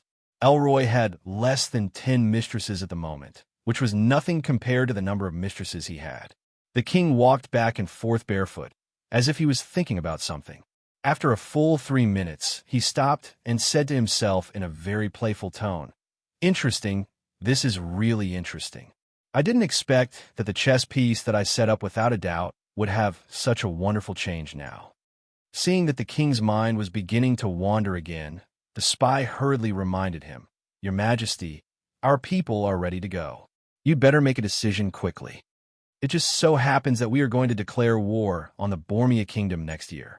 You can make a trip there in the name of gathering the vassals and ask Lady Serena to bring her daughter along. I believe she won't refuse." Elroy quickly found an excuse. "Don't think that it was outrageous to bring a baby to war. On the contrary, to the nobles, war was basically no different from hunting or going on a field trip. Not to mention babies, it was not strange to see prostitutes, merchants, and clowns performing in the barracks. Especially in the north where the feudal system was the most thoroughly implemented, if the two countries were to start a war and summon their vassals, the scene would definitely be unimaginable. Perhaps one wouldn't be able to tell when they were in formation, but once they entered the barracks, they would immediately feel as if they had entered a market. In order to reduce the logistical pressure and ease the tension of the soldiers, no matter where the army went, there would always be a large group of merchants following behind them. On the one hand, they would provide necessities such as food, clothes, ale, weapons, armor, women, and so on. On the other hand, they would purchase the spoils of war from the hands of the soldiers and nobles. Some of them even did business in human trafficking. Driven by the huge profits, the merchants were like greedy flies, constantly circling around the army. The nobles also felt that having a caravan following behind them would solve their logistical problems very well. Thus, the two sides hit it off, forming a stunning win-win situation. In addition, the nobles would often bring a lot of stunning things in order to make themselves more comfortable during the war, such as beds, pillows, carpets, bathtubs, mistresses. In short, there was nothing that they couldn't do. It was said that a few hundred years ago, the king of the Saxon kingdom would bring everything in his bedroom with him when he went to war, including a large number of paintings, sculptures, handicrafts, and so on. Just to protect these expensive gadgets, he would need an army of 300 people. Many small nobles of the enemy countries saw such an amazing amount of money and bowed down at his feet. As a result, there were only a few battles along the way, and they succeeded in flattening the small duchy that provoked them. To some extent, the war between human countries was not cruel. It was more like a grand armed parade. Many times, as long as your army was large enough, you could force the enemy to surrender and return to the negotiating table. The reason was very simple. Because of the feudal system, the country was not the country of the king alone, but the country of the entire noble class. Once they were scared out of their wits and were unwilling to fight, the king could do nothing but lower his noble head and slowly settle the score in the future. As for the unequal treaties, war reparations, and ceding of land, the king would bear most of it anyway, and the rest of the small costs could be shared by everyone. It was much better than fighting a war and losing the territory. The spy nodded softly. "Understood. I'll arrange it right away." In addition, there is another news. It is said that Baron Iverson, who was transferred to the south by you, has been flirting with Duke Lucian of the Kingdom of Bormia recently. Humph. Don't worry about him. After we finish gathering the troops next year, he will soon be honest. Elroy sneered and waved his hand. For any king, how to deal with the rebellion of the nobles was a troublesome matter, especially the nobles near the border. Every few days, they would change their allegiance. Perhaps they would follow the king in the north for a few years, and then follow the king in the south for the next few years. They were the perfect example of taking care of anyone who fed them. In that case, I'll take my leave first. The spy bowed and quickly turned and disappeared into the night. As soon as he left, Madame Gong, who was lying on the bed, opened her eyes and teased, "My dear Emperor, your self-control is really amazing. You can actually stop in the middle of doing that kind of thing." "Ha ha, you insatiable little vixen. I'll finish the other half now." Elroy laughed and pounced on her, waving his big hand and slapping her white butt. "Pa! Ah!"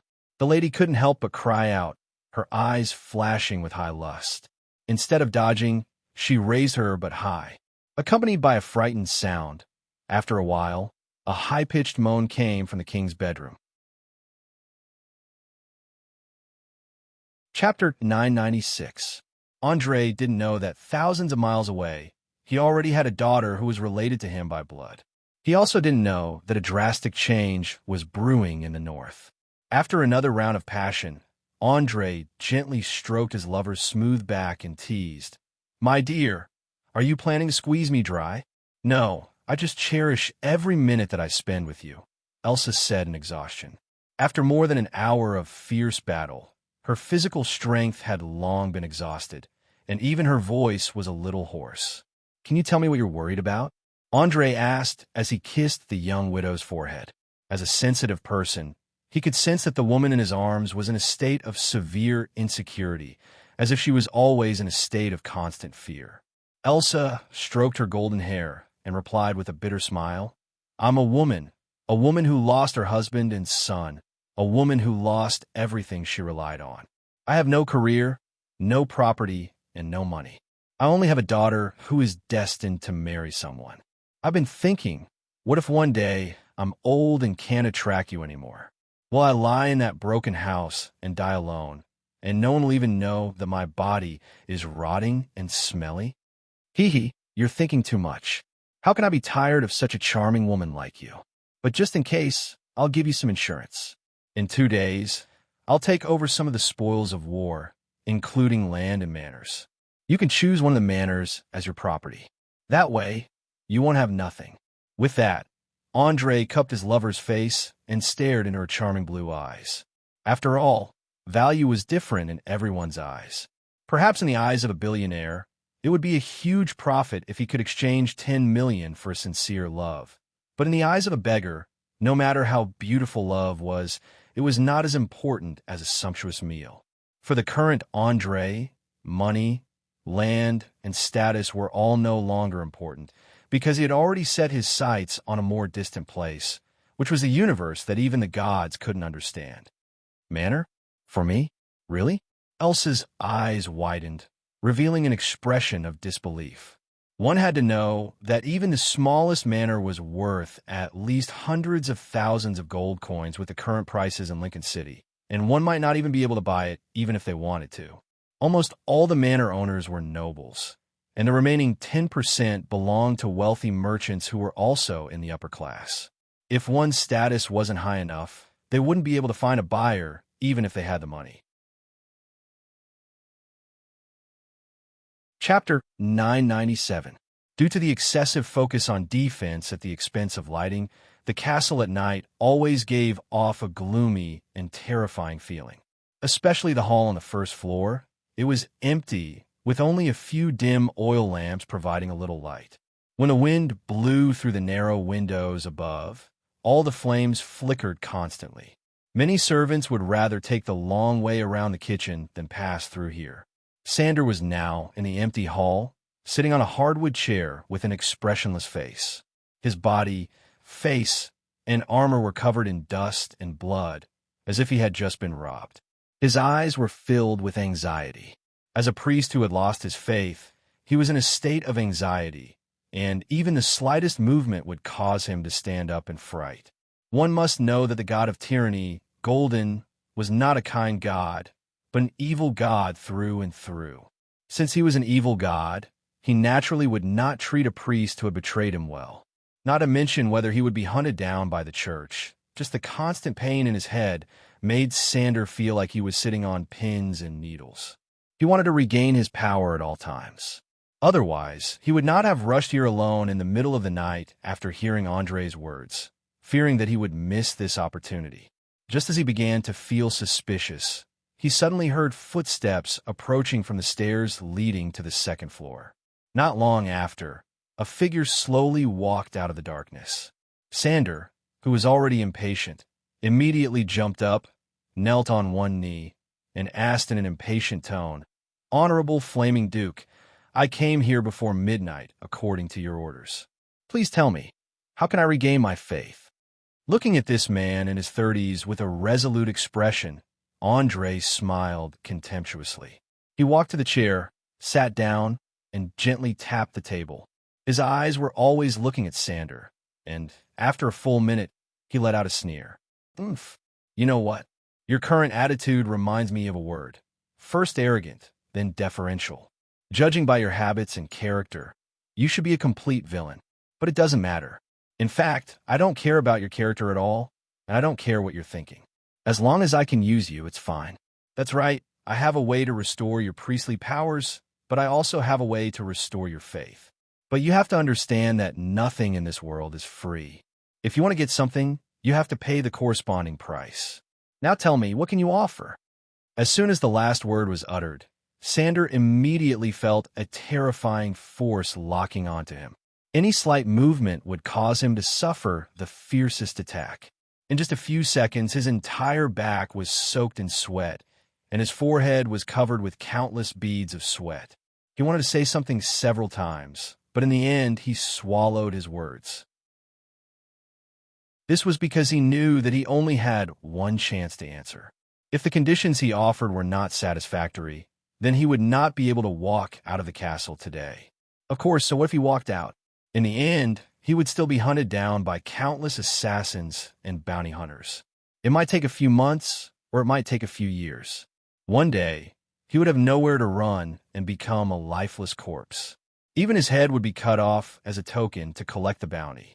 Without a doubt, this was not the life Sander wanted. He had the ability.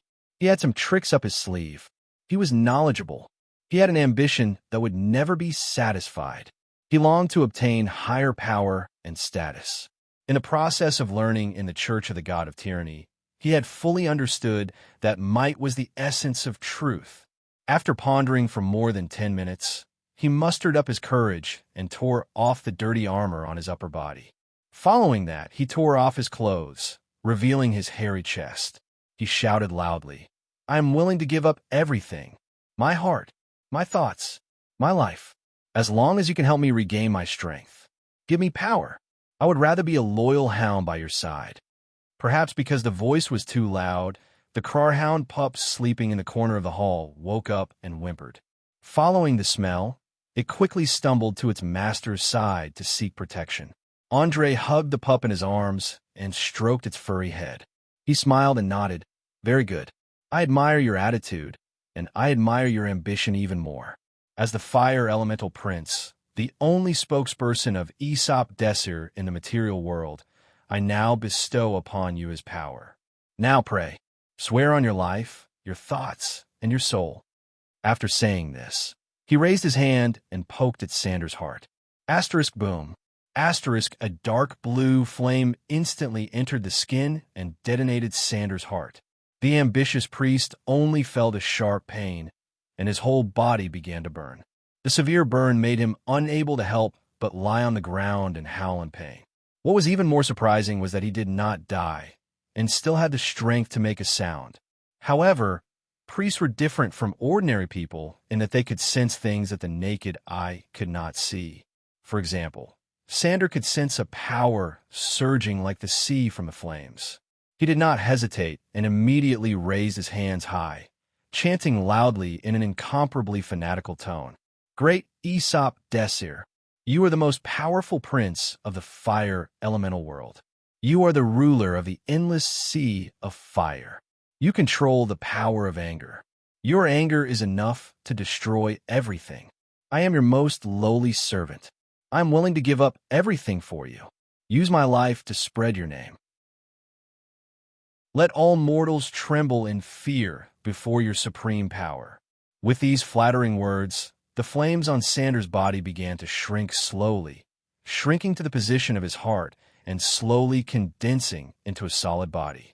Andre, who had a similar experience, immediately realized that this was a sign that the elemental core had replaced the heart as the most important organ in the body. After an unknown amount of time, perhaps a few minutes, perhaps half an hour, when Sander finished chanting the last word, he suddenly stood up and opened his arms. Flames in the shape of 2 wings gushed out with a whoosh, releasing intense light and heat. Obviously, he had been accepted by Aesop Desir and became a priest of the blaze. And judging from the power he had just displayed, the priest's level was far above Fiona's. But this was not surprising. After all, Fiona was only a seedling with a little potential. But Sander had already received a systematic education before this, and the priest level was quite high. It was far from what a little girl could compare to. Chapter 998. How does it feel to be a new life, dear Mr. Priest? Andre's lips curled up slightly as he asked in a playful tone.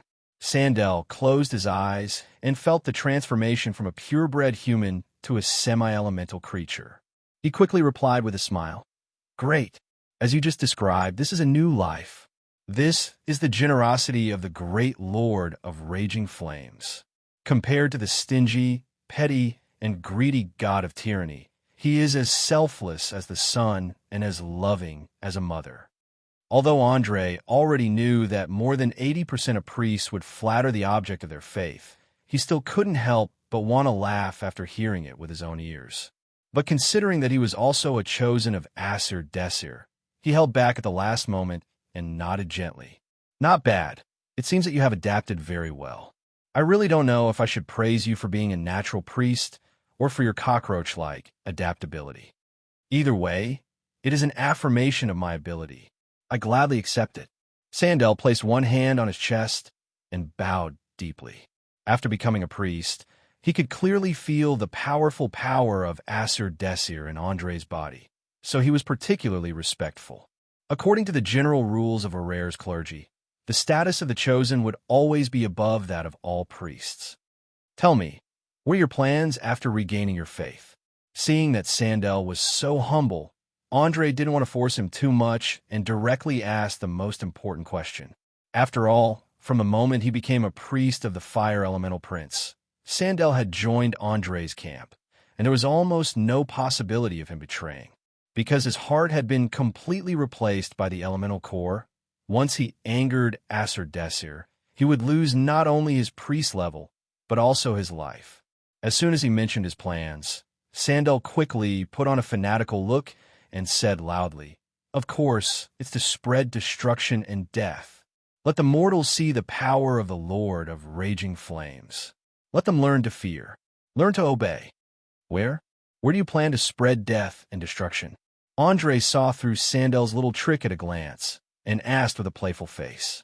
He was willing to bet that the words, just now, were definitely a test to see if he had been brainwashed like most of the chosen of the gods.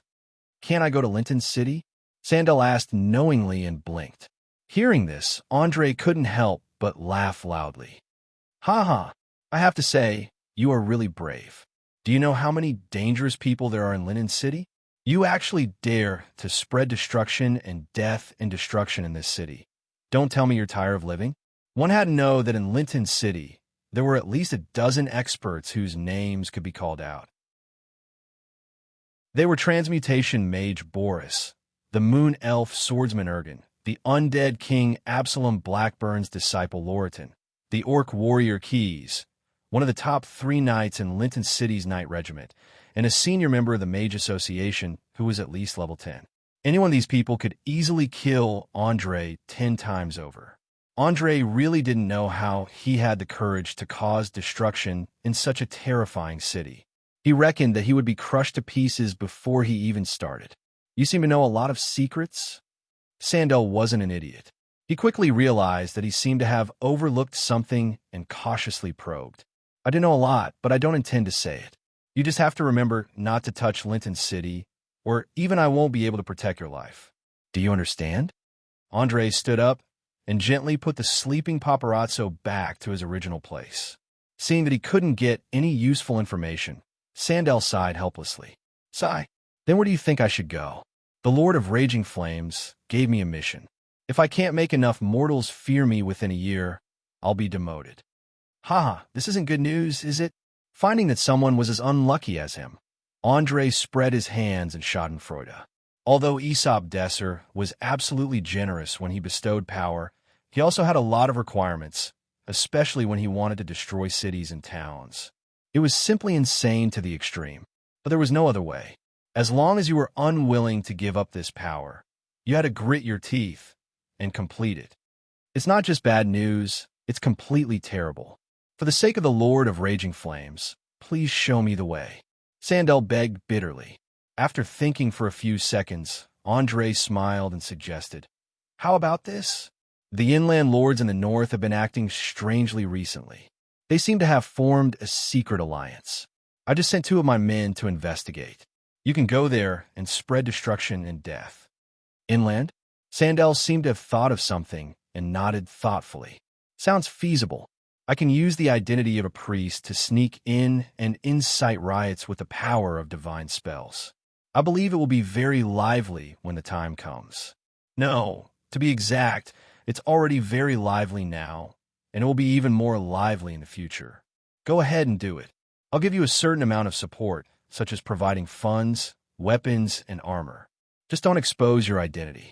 Although I'm not afraid of the Church of the God of Tyranny, I don't want them to come knocking on my door." After saying this, Andre quickly took out a piece of parchment from the cabinet and wrote a letter full of secret messages.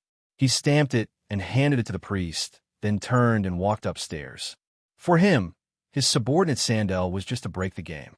It was like sacrificing a chess piece to test what the opponent had prepared for him. But Sandel didn't have the slightest awareness of being a chess piece. He happily accepted the letter, found a few clothes and armor in the hall, and left the castle that night. Although it didn't fit him very well, he could only make do with it. Because of his self-immolation, his clothes had been burned away, and his armor had become a pool of hot molten iron. After all, it was better to have something to wear than nothing. Standing by the window of the corridor on the 2nd floor, Andre silently watched the chess piece that he had personally given away disappear into the night. A trace of excitement quickly appeared on his face, and he muttered to himself, "Dear Loretta, I've made my move. Now let's see how you deal with it. Ordinary numbers are useless against me." There was still more than 3 months before the official start of the game. He finally began to lay out the entire battlefield as a chess player. He believed that in the coming time, the frequency of both sides probing each other would increase, and it would become more and more dangerous. Once the opponent grasped a weakness, he would immediately fall into a passive position, or even lose. Chapter 999. A philosopher once said, "Happy times are always so short, and joy often stays in a moment." Andre, who had just tasted Elsa's sexy underwear, was woken up by a strange noise outside the window early in the morning. He opened his eyes and saw a pure white owl standing on the windowsill, using its sharp beak to rhythmically knock on the glass, making a crisp sound. Bang! Bang! Bang! Resisting the urge to pluck out the bird's feathers, he gently removed the seductive young woman lying on top of him, stood up, and opened the window. He angrily threatened, "Damn it! You better hurry up and find a reasonable excuse, or I'll roast you for breakfast." Coo! Coo! Coo! Coo! Hearing that someone was going to eat it, the white owl hurriedly made a series of hurried calls, and then lifted its short leg to reveal the note tied to it. As a magic pet of a mage, it had very high intelligence and could understand more than 2 languages, including the common language. It was afraid that this human in front of it would put its verbal threats into action. What is this?" Andre raised his eyebrows in surprise and stretched out his hand to untie the note, only to see a small sentence written on it. "Something unexpected has happened. Please return quickly, Matt." Looking at this sentence that had no beginning or end, he subconsciously frowned. Without asking, he knew that this note must have been sent by the necromancer's magic pet. Because of the size of the parchment, there was no way to write down all the details, so only the 2 words "return quickly" were left. There must be a problem with the war. What kind of accident happened that made Mant send such a message? Andre squinted his eyes and muttered to himself. In his opinion, with the number and quality of the troops he left behind for Eurus, it was almost certain that Duke Wyan would be defeated. How could there be an accident? Could it be that Loretta still had a backup plan? But it was a pity that the owl could not speak like a raven, so it could not answer any questions. It could only make a series of coo, coo sounds, and then soared into the sky, flying towards Count Karl's territory. Elsa, who was lying on the bed, seemed to be awakened. She opened her sleepy eyes and asked in a daze, "What's wrong? What happened?" "No, it's nothing. Go back to sleep. I have to go out for a while. I might not be able to come back tonight." Andre replied with a smile. He cast a level 0 arcane spell on himself and cleaned up the dirt on his body before putting on his pants and clothes. He didn't know if it was due to the influence of his fire elemental bloodline, but he disliked water more and more.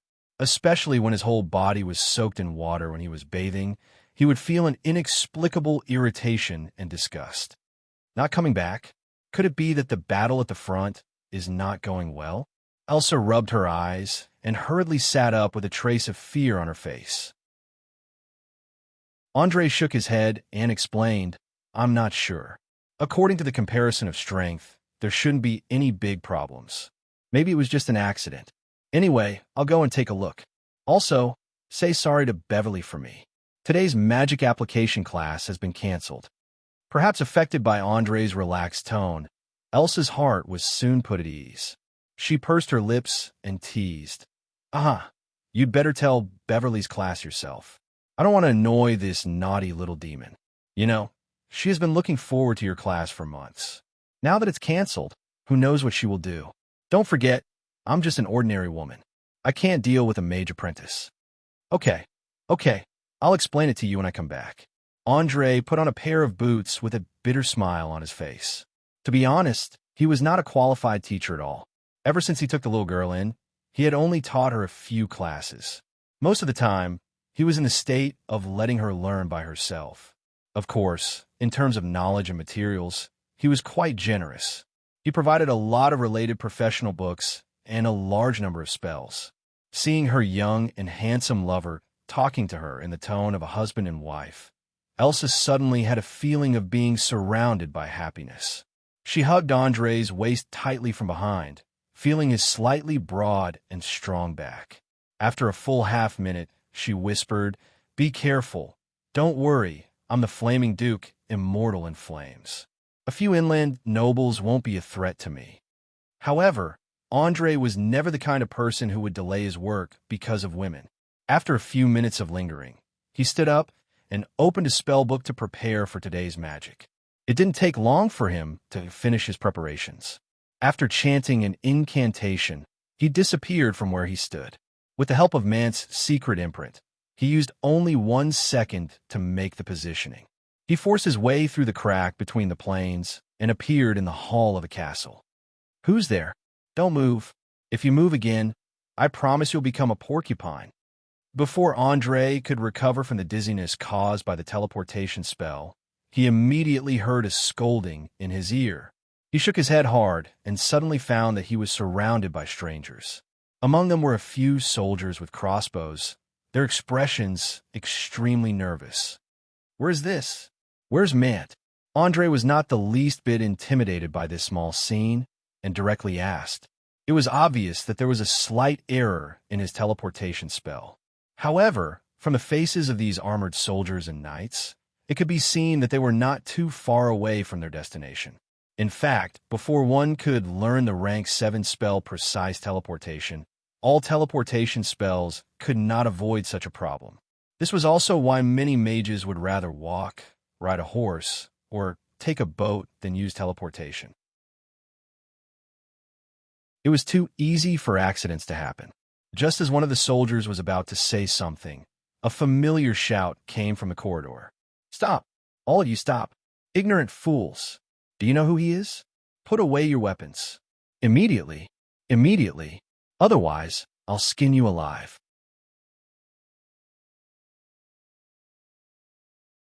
Chapter 1000. Along with the merciless scolding, a woman in black armor walked down the stairs.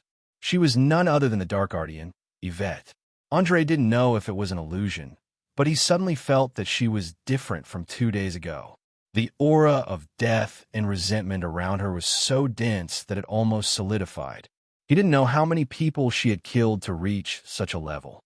"Master, I'm very sorry. These are the captives that were recently recruited. They don't recognize you." Yvette placed one hand on her chest and bowed deeply. "What have you been doing recently? How did you end up like this?" Andre frowned and asked. Yvette smiled and replied in a pleasant voice, I've been killing people. I've killed a lot of people. I've used their blood, death, and resentment to forge a magic sword. Why, do you want to see it? No, no need. You can keep it for yourself. Andre quickly shook his head. As a mage, he was very clear about the nature of these so-called evil magic items. Basically, they were cruel, torturous, and slaughtered to create strong negative emotions in intelligent beings. Then, they would use a special method to fix the negative emotions on a certain item. The power of these items was simply terrifying. Of course, there was a price to pay for using such a weapon. Normally, even a person with a little bit of conscience would feel disgusted, nauseous, and fearful when near an evil weapon. It was clear that Andre hadn't fallen to such a level yet, so he didn't want to make things difficult for himself. Haha, that's a pity. I wanted to ask for your opinion. Yvette's lips curled up slightly, revealing a bloodthirsty smile. The Dark Guardian was originally the backbone of the evil faction. Andre didn't expect her to help an old lady cross the road. He shrugged indifferently. There's no need for an opinion. If I'm not wrong, this should be Count Karl's castle, right? Yvette glanced coldly at the frightened soldiers around her and nodded. Yes, master. Your eyes are as sharp as a torch. Just yesterday evening, we launched an attack on Duke Wayne's camp. It was almost effortless to destroy his ragtag army. Just the number of knights we captured was 6.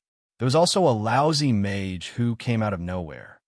Oh, so everything should be going smoothly? Why did man send me a message saying that there was an accident? Andre subconsciously frowned. He wasn't an idiot, and he wasn't someone who could be easily fooled. Although Yvette didn't mention what the accident was, she obviously didn't finish the sentence. As you mentioned, there was just a small accident. When my dear Earl Karl discovered that the reinforcements had arrived, he actually chose to open the door and personally led the soldiers to rush out. He wanted to launch a pincer attack from both the inside and outside. But unfortunately, he overestimated his strength. A sharp sword pierced through his eyes, and he died on the spot. He didn't even give us time to save him. When she said this, Yvette's face was filled with undisguised malice. Her tone was full of sarcasm. She didn't show any mercy just because the other party was a dead man. Count Karl is dead, so the contract signed before was also voided with his death? Andre instantly realized where the real trouble came from. He couldn't help but rub his eyebrows. That's right. That idiot is dead. He left us with a lot of trouble. He sent letters to Viscount Luxon, Count Cullen, Baron David, Baron Gott, and the Duke of Ferrant for help. Now, these 5 lords are quarreling nonstop in the room on the 2nd floor. Looking at their attitude, it seems that they want to divide up this rich territory. Lady Gloria and her daughter couldn't resist at all, so they could only ask us for help. In short, the degree of chaos is definitely beyond your imagination. Another thing worth noting is that the murderer who killed Count Karl wasn't Count Wynn's subordinate, but a tall orc warrior. He's very skilled in martial arts. The dwarf, Angel, and I couldn't get any advantage over him even when we worked together. Preliminary judgment is that the warrior's level is at least 12. Yvette was a Dark Guardian who was good at observation and analysis. At the same time, she was also a schemer. She longed to get enough authority so that she could use her own way to deal with these annoying human nobles. Of course, this deal with was just like the literal meaning. For the people of the evil camp, it meant that they would be destroyed both physically and mentally. Andre saw through his subordinate's plan at a glance. He smiled and shook his head. All right, I understand. This matter can't be solved with violence, so don't expect me to allow you to mess around. Now tell me, among these 5 lords, who really has the right to inherit this land? The failure of her little trick made Yvette a little unhappy. She pursed her lips and replied, although each of them claimed to have the right to inherit, after my investigation, only the Duke of Ferrant and Viscount Luxon are real. The other 3's inheritance documents are fake. The former is the nephew of Count Karl's mother, and the latter is the nephew of the Count's deceased father. But in terms of order, they should be ranked after Miss Elena. Unfortunately, due to the loss of too many soldiers, the number of the Count's militia and adventurers is less than 500. It's impossible to defend such a large territory.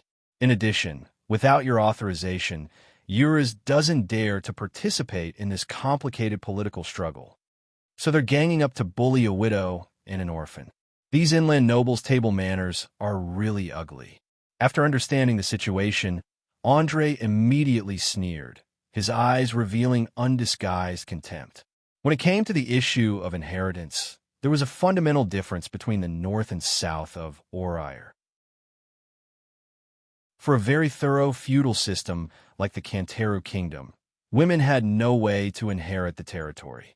If they wanted to be in power, they had to find a puppet husband and control the territory through him.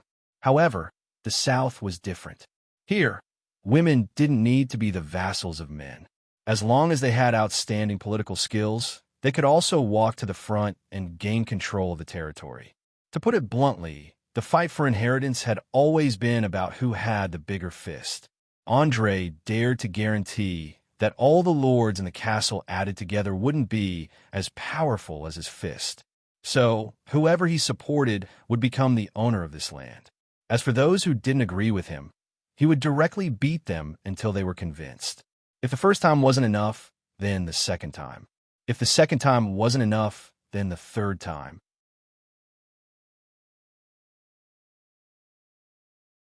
Chapter 1001.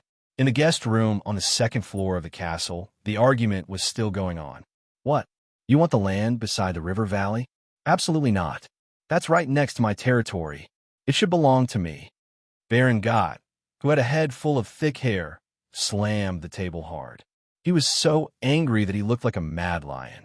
Unfortunately, although he looked a little scary, he was the weakest among the 5 lords. The other 4 didn't even have the mood to roll their eyes. The Duke of Ferrant, who was the most powerful, snorted and continued, I think it's reasonable for the river valley to be divided under my rule. After all, I have the right of inheritance, unlike some people who forge documents. Who did you say forged the certificate? Earl Cullen suddenly stood up and shouted at Two Eyes. He was the second most powerful lord among the 5, so he wasn't as afraid of the Duke of Ferrant as the other 3. Oomph. You know who I'm talking about. According to the ancient tradition, you don't have the right to inherit after 3 generations. Don't think you can get away with it just by changing your family's genealogy. Isn't that right, my dear Viscount Luxon? The Duke of Ferrant looked meaningfully at the young man sitting opposite him. As the only 2 who had the right of inheritance, Viscount Luxon was his natural ally, at least when it came to dealing with the other 3 lords. The young man smiled and nodded. You're right. That's great. A true noble comes from a noble bloodline, and the family's genealogy proves the root of everything.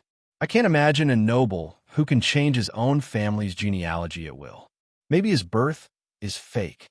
Although there wasn't a single word of profanity in this sentence, the other 3 lords' expressions changed drastically. Their eyes were filled with murderous intent. For a noble, questioning their family's bloodline was equivalent to pointing at their nose and calling them bastards. It was one of the most extreme insults. Even the Duke of Ferrant didn't expect this to come out of the young man's mouth. He was stunned and didn't know what to say. After all, suppressing his competitors was one thing, but completely falling out with them and becoming sworn enemies was another. He didn't want to create so many enemies for himself. Seeing that the atmosphere in the room was getting tenser and tenser, Elena, who was hiding at the side and shivering, couldn't help but cry out loud. She was so sad that no matter how her mother tried to coax her, it was useless. This cry formed a strong contrast with the 5 nobles who were at daggers drawn. It was like a political satire from the Middle Ages, full of a dark aura. While comforting her frightened daughter, Gloria lowered her voice and asked Eurus, who was silent beside her, Sir Commander, you personally defeated the army of Duke Wyan. Are you going to let them be so arrogant? I'm very sorry, madam. The order I received was to help your husband defeat the enemy. I don't have the right to participate in politics. Eurus shrugged helplessly. To be honest, he did not have a good impression of this unscrupulous inland noble. But he had no choice. As a person who had just been entrusted with an important task, he had to stick to his word and not do anything out of line. Otherwise, he would lose Andre's trust. Urs was no longer a willful, frivolous, and righteous young man. He was a leader who shouldered the prosperity of the entire tribe. If his behavior made Andre unhappy, then the people who were still suffering would lose the land they were about to get. Haha, well, it seems that I've made things difficult for you. Gloria smiled bitterly and sighed. Her eyes revealed a look of despair, just when she was considering whether to take her daughter back to her parents' home and seek protection from her father. A loud noise suddenly came from beside her ear. Bang! The originally closed door was kicked open by someone and flew up and slammed on the table. The 5 people who were quarreling were shocked. Who? Who dares to break out of this room? Don't you want to live anymore? Baron Garter, who was suppressing his anger, pulled out his sword and roared madly at the door. But before he could see clearly who it was, he felt a black shadow rushing in front of him. Then, something slammed into his stomach. His silver armor instantly caved in, and he fell to the ground with a plop. He spat out the wine he had just drunk. Oomph. Idiot. Watch your stinky mouth. Master didn't allow you to speak. Along with the contemptuous words, Yvette's figure slowly appeared from the dusty air. She had a chilling smile on her face. All right, just a warning is enough. Don't kill him by accident. Otherwise, it will be troublesome for me to deal with it. Also, it's a sin to scare the beautiful and cute Elena, Andre said as he walked in from outside. His whole body was emitting a strong aura. He purposely used the power of the arcane eye to forcefully mobilize the magic energy in the air. Although it was not enough to form a magic effect, it was enough to make the people around him feel suffocated. Seeing that the person he was loyal to had appeared, Urs quickly stood up and walked forward. He knelt on one knee and handed over the thin sword that he always carried with him. My lord, I have completed the task you gave me. This is the sword of power that you have bestowed upon me. Please take it back. Andre picked up the thin sword and nodded with a smile. I have heard. You did well. As for the little accident at the end, it was not your fault. Now, get up and introduce these greedy guests to me. He did not show any mercy to the lords present. He purposely emphasized the words greedy in guests. His meaning was obvious. He wanted to reveal that none of them could invade Count Karl's territory. The Duke of Ferrant was enraged by this tough attitude. He immediately threatened, I don't care who you are. Leave now. Otherwise, you will be the enemy of all 5 of us. Enemy? Ha ha. I'm sorry. Perhaps this is a little hurtful, but I still have to say, you are not worthy to be my enemy. The moment the last word was spoken, Andre gave Yvette a look. The latter immediately understood. She walked in front of the Duke of Ferrant with a sinister smile, raised her spiked iron glove, and smashed it into his face. Duke Ferrant, who was in his 50s and lived like a prince, had never suffered such abuse before. He collapsed on the ground, clutching his bleeding face as he cried out in pain.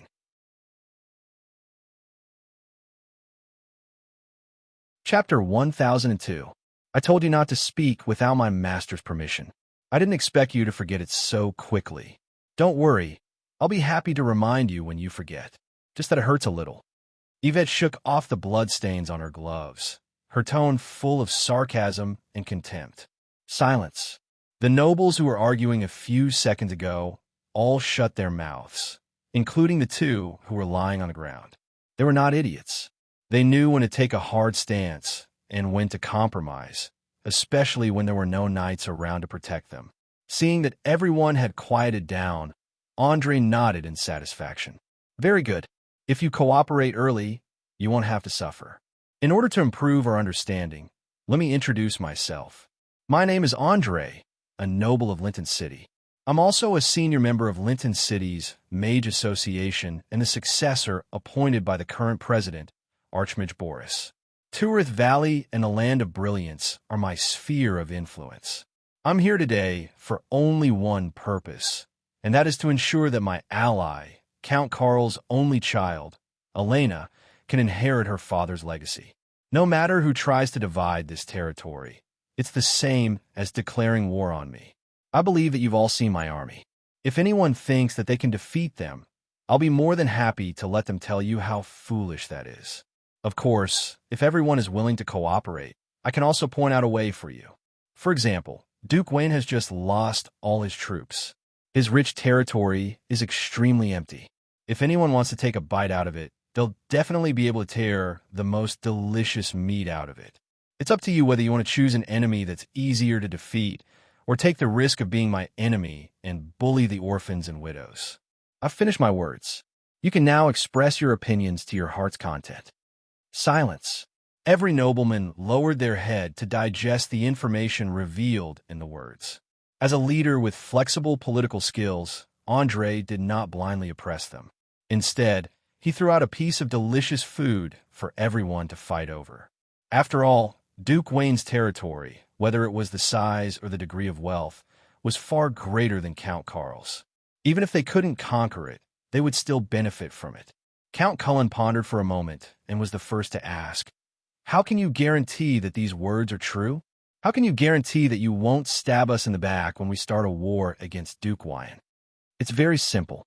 You can send someone to Lincoln City to inquire about my identity, and then you won't ask such a stupid question again. To put it bluntly, if I want to get rid of you and take over your territories and properties, I don't need to use any deceptive means. I can just crush you with my pitiful private army. I alone am enough. With that, Andre raised his right hand and abruptly transformed it into a fire elemental form. The terrifyingly high-temperature flames spread throughout the room, but did not burn anything. The precision of the control was simply amazing. After doing all this, he asked in a playful tone, "So, do you understand the gap between us now? Please remember that this is not a request, nor is it a negotiation. It is an order, an ultimatum. It's not that I don't have the ability to kill all of you, but I think it would be very troublesome to do so. I hate trouble, so I hope you can understand the current situation." Although these words were very rude, Count Cullen did not get angry. Instead, he nodded thoughtfully.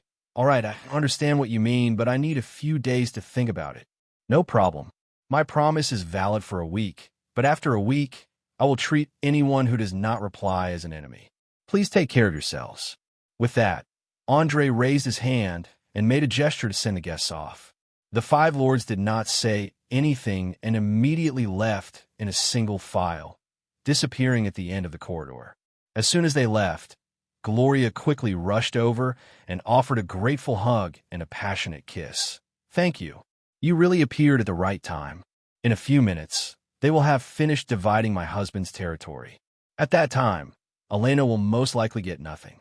Andre shook his head with a smile. "You are too polite, madam. This is the duty of an ally. After all, we still have a secret agreement to fulfill. Please rest assured, when the crisis is over, I will send invitations to the surrounding lords as soon as possible according to your request." Gloria solemnly promised. She was very clear that for a long time, she and her daughter would need to live under the protection of this young man in front of her, so she did not dare to have any thoughts of betrayal. There is no rush. You should have complete control of the territory in your hands first. You should know that even though those greedy lords have been forced to retreat by me, they will never stop their dirty tricks in private, especially when it comes to influence. Even I don't have a good solution, so you can only rely on yourself to solve it." With that, Andre stepped to the window and looked at the scenery in front of the castle. He saw the five people who just walked out with solemn expressions. They did not say a word and returned to their barracks outside the castle. He did not know what they were thinking about.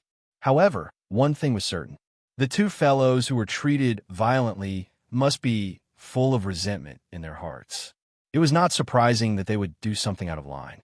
Gloria took a deep breath and asked in a probing tone, "Can I ask your army to stay here for a while longer? About 2 months will do.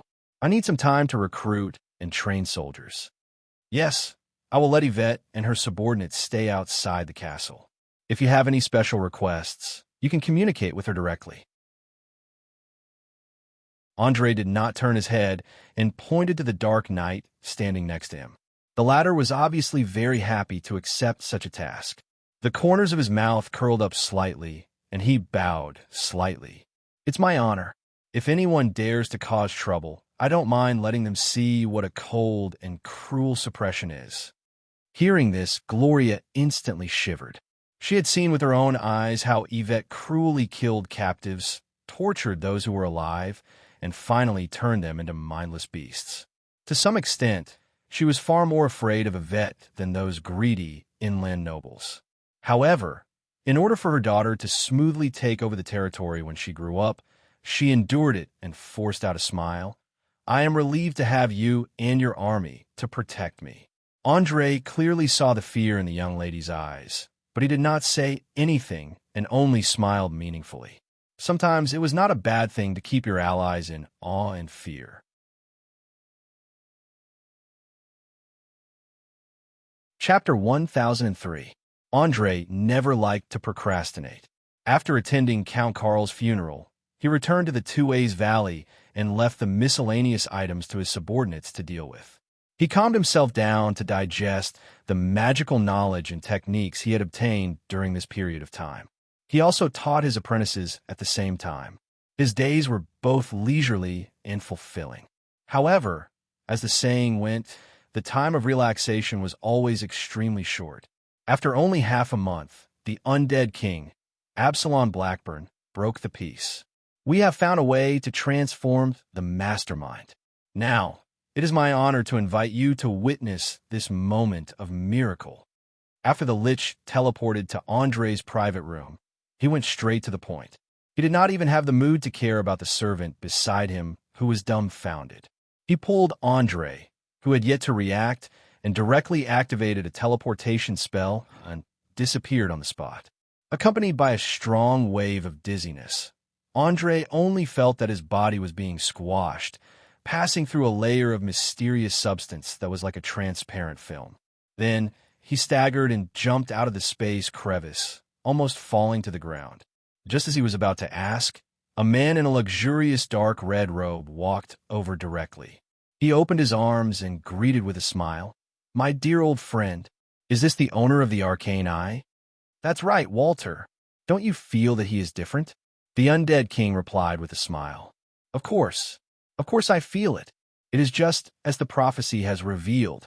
He has brought us a new point of view, a new concept, and a new way of thinking, a cradle that can continuously nurture mages. Is there anything more exciting than this?" The man called Walter raised his hands and shouted excitedly. The undead king nodded emotionally. "Yes, you're right. We've been hiding under the surveillance of the gods for thousands of years.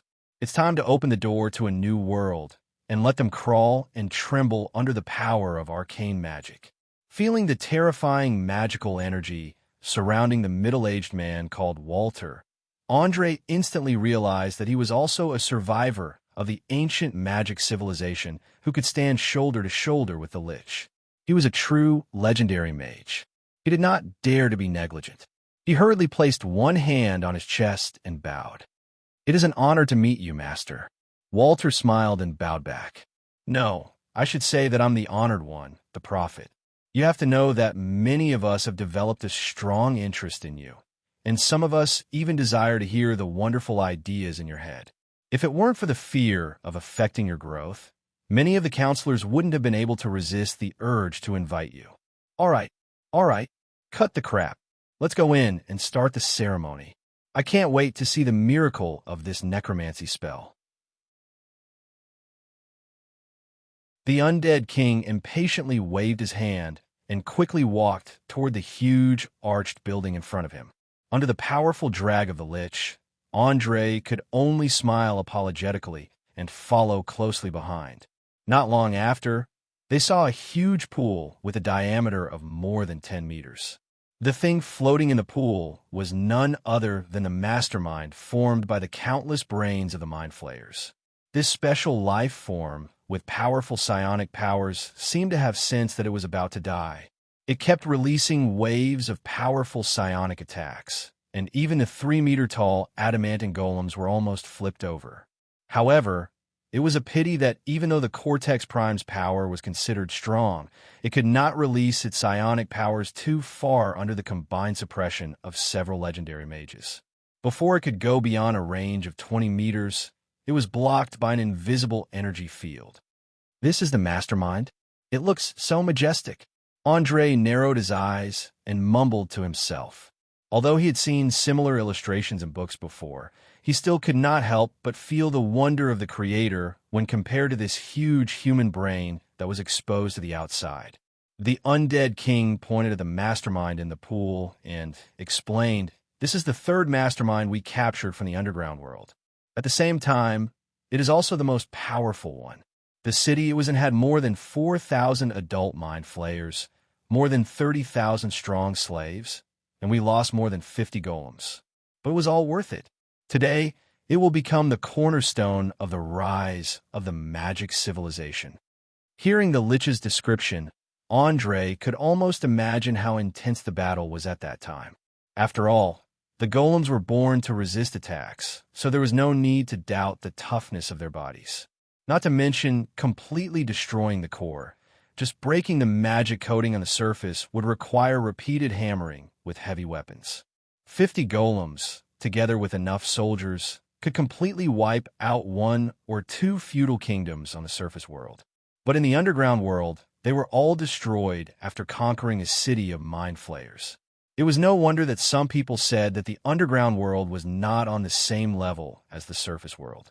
If it were not for the fact that the underground creatures could not adapt to the radiation of the sun, the fragile human civilization would be in danger of being destroyed. After briefly introducing the process of the experiment from the beginning to the present, the undead king left Andre where he was and quickly stood in his position. He exchanged glances with the other legendary mages in different attire, and then began to chant spells loudly. With the amazing magical power of the legendary mages, in just a few seconds, the entire building was filled with a terrifying energy storm. It was like a dazzling nebula, quickly surrounding the Cortex Prime and penetrating through the smooth folds bit by bit. Naturally, the Cortex Prime would not allow an external force to control it. It frantically released its psionic ability, and the sound of air explosions reverberated in the air, forcibly tearing the energy storm apart. But unfortunately, its struggle was futile. Under the control of the legendary mages, the storm quickly returned to its original state and continued to slowly nibble away. A minute passed. The resistance was still ongoing. 10 minutes passed. The resistance had weakened slightly. An hour passed. The resistance seemed to be gradually weakening. An entire day passed. The Cortex Prime's resistance finally stopped, as if it had accepted its fate. It allowed the magic energy to enter its nervous system, and after a while, its consciousness began to dissipate. Just when Andre thought that the conversion was successful, a terrifying shock wave suddenly erupted near the connection point below the brain pool. In just a moment, it completely destroyed the energy field that covered the outside. The legendary mages immediately realized that the situation was not good and activated the protective spells on their bodies. For a moment, an incomparably gorgeous arcane brilliance filled the air.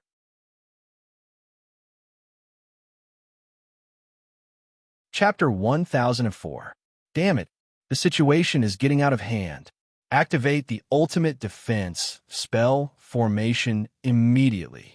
A female legendary wizard shouted at the top of her lungs. She did not care about her dignity or modesty now. She only wanted to minimize the damage. Otherwise, the demiplane where the experiment was held could be destroyed by this strange shockwave. A demiplane was not a huge, complete place like the material world. It was more like some kind of fragment floating in the endless void. If it was hit by a powerful force, it could very well collapse. What were the consequences of a demiplane collapsing? The answer was simple. First, during the collapse, the surrounding space would slowly collapse. Everything would be compressed into a singularity, waiting for the next explosion. During this process, the failure rate of any teleportation spell was as high as 99%. In other words, if one could not escape before the collapse began, there was no need to run in the future. They could just sit there and wait for death. Obviously, the shockwave from the death of the mastermind was enough to destroy this demiplane. Thus, the legendary wizards were all very nervous, afraid that they would accidentally destroy this place. No, don't activate it. The ritual is at a critical moment. I won't allow anyone to destroy it. Hold on, hold on. The undead king seemed to have entered a state of madness. He did not care about any possible danger and continued to guide the magical energy to modify the mastermind's nerves. The other legendary mage glanced at the lich and immediately cursed through gritted teeth. Bastard! Absalon is crazy. Even if we all have the means to revive, we can't just waste it like this. Calm down. Absalon is right. The ritual is at a critical moment. And isn't the second layer of protection still in effect? For the rise of the magic civilization, this risk is worth it. Walter supported his good friend and quickly returned to his original position to help guide the energy that had gone out of control. As survivors of the ancient magical civilization, the legendary mages yearned to reappear at every moment, or even surpass the glory of the past. That was why they all gritted their teeth and returned to their original positions. Soon, a loud chant echoed in the air. No one retreated. No one ran away. No one gave up on their duty. Even the adamantine golems were crushed into powder by the terrifying shockwave. Andre, who was standing not far away, saw everything with his own eyes. He could not help but sigh softly.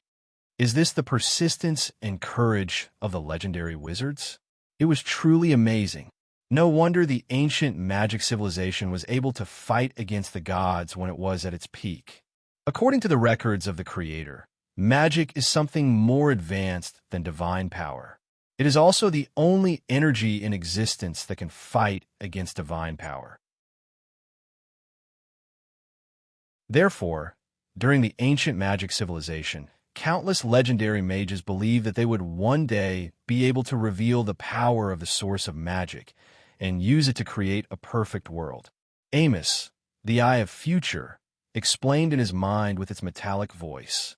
Haha, you don't understand. In fact, most of the time, the deciding factor of victory and defeat isn't just the level or strength. Quantity and methods are also very important indicators. Think about it. If you have a level 3 fireball scroll in your hand, and your opponents are indeed 3 guys with missile magic wands, under the premise that both sides have no protection, do you think you have a chance of winning? The answer was obvious.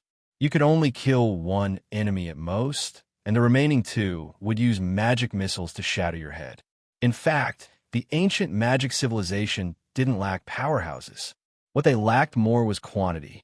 Although there were many legendary mages compared to the gods that filled the sky, they were still too few. Having said that, Andre sighed slightly, as if lamenting that such a powerful and advanced civilization had been destroyed by the gods just like that. Just as he was communicating with Amos, the ring-shaped shockwave in the building finally broke through the last layer of blockade and flew straight towards the legendary mages. If there were no accidents, they would be cut in half at the waist in a few seconds. The undead king's 2 arms were left with only bones, and 2 cold glints appeared in his eyes. Using all his strength, he chanted the last line of the incantation, Barney, Duca, Shrake. A dark red, arcane light gushed out from his body and completely enveloped the main brain. In the next second, his body was hit by the energy ring, and the protective spell on his body only lasted for a second before it exploded with a boom. Even with the lich's bones that were as hard as mithril, they were shattered in an instant, leaving only a skull floating in midair. As for the remaining legendary mages, without saying a word, they cast teleportation spells one after another and escaped. Seeing that the terrifying energy ring was getting closer and closer to him, Andre couldn't care about anything else. He quickly operated the power of the arcane eye to the limit. The golden ring in his pupil quickly surrounded his body, continuously absorbing the terrifying energy and turning it into experience points. In the blink of an eye, his experience points skyrocketed to a terrifying number, enough to be promoted to a level 15 mage. The shockwave came and went quickly. In just a dozen seconds, it turned into dust in the air and completely disappeared. As the arcane I had absorbed too much of it, it didn't destroy the entire half-plane. It only smashed the upper half of the entire building, like a sharp knife that cut from the upper half. The roof and walls were all turned into some unknown fine particles under the effect of the energy ring. Now, Andre could see the strange sky of the half-plane when he raised his head.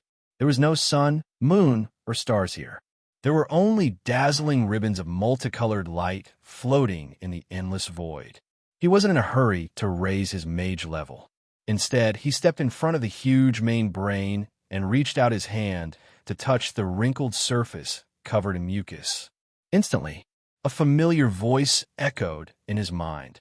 "Ha ha! I did it! I finally did it! This is a miracle of necromancy, a main brain with the attribute of being undead, a creation created by the perfect combination of psionic energy and arcane magic. I can feel that my thinking ability has been infinitely magnified. Master, it's you? Oh, heavens! You've actually injected your soul and consciousness into the main brain. This is really crazy." Andre was dumbfounded, his whole body trembling uncontrollably. He even specially turned his head to glance at the lich skull floating in midair. He couldn't believe that the undead king had abandoned his identity and become a part of the main brain.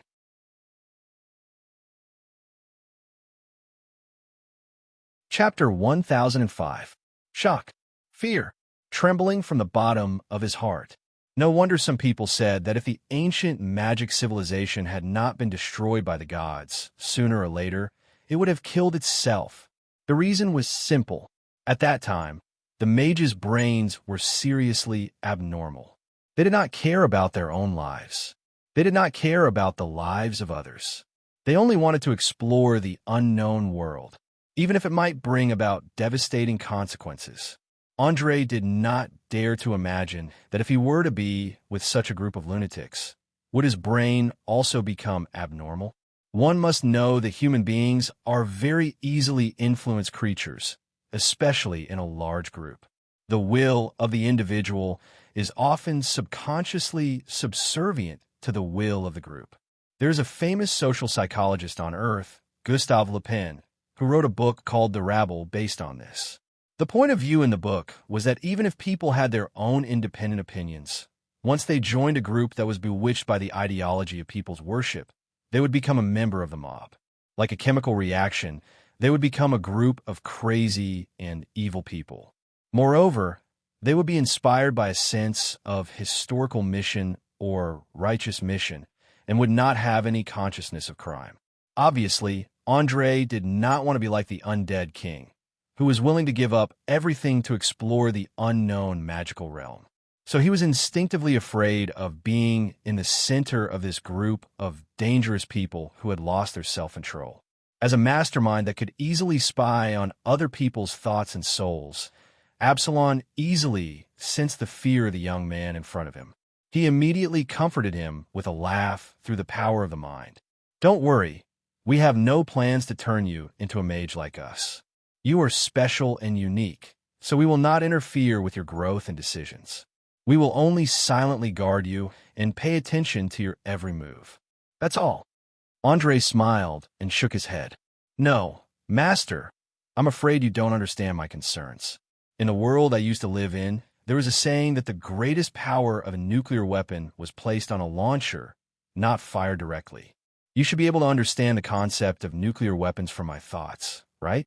Of course, unparalleled power, even used to destroy the world. Killing most of the gods is no problem. It's hard to imagine that in a world without any supernatural power, you can actually create so many inconceivable things." The undead monarch exclaimed loudly with his mind power. "Then do you know why this weapon was never used again after being used once?" Andre asked with a smile. "Why?" This question obviously stumped Undead King. He used the highly developed thinking ability of the mainframe to quickly think. After a while, he answered with some uncertainty, "Could it be because of fear?"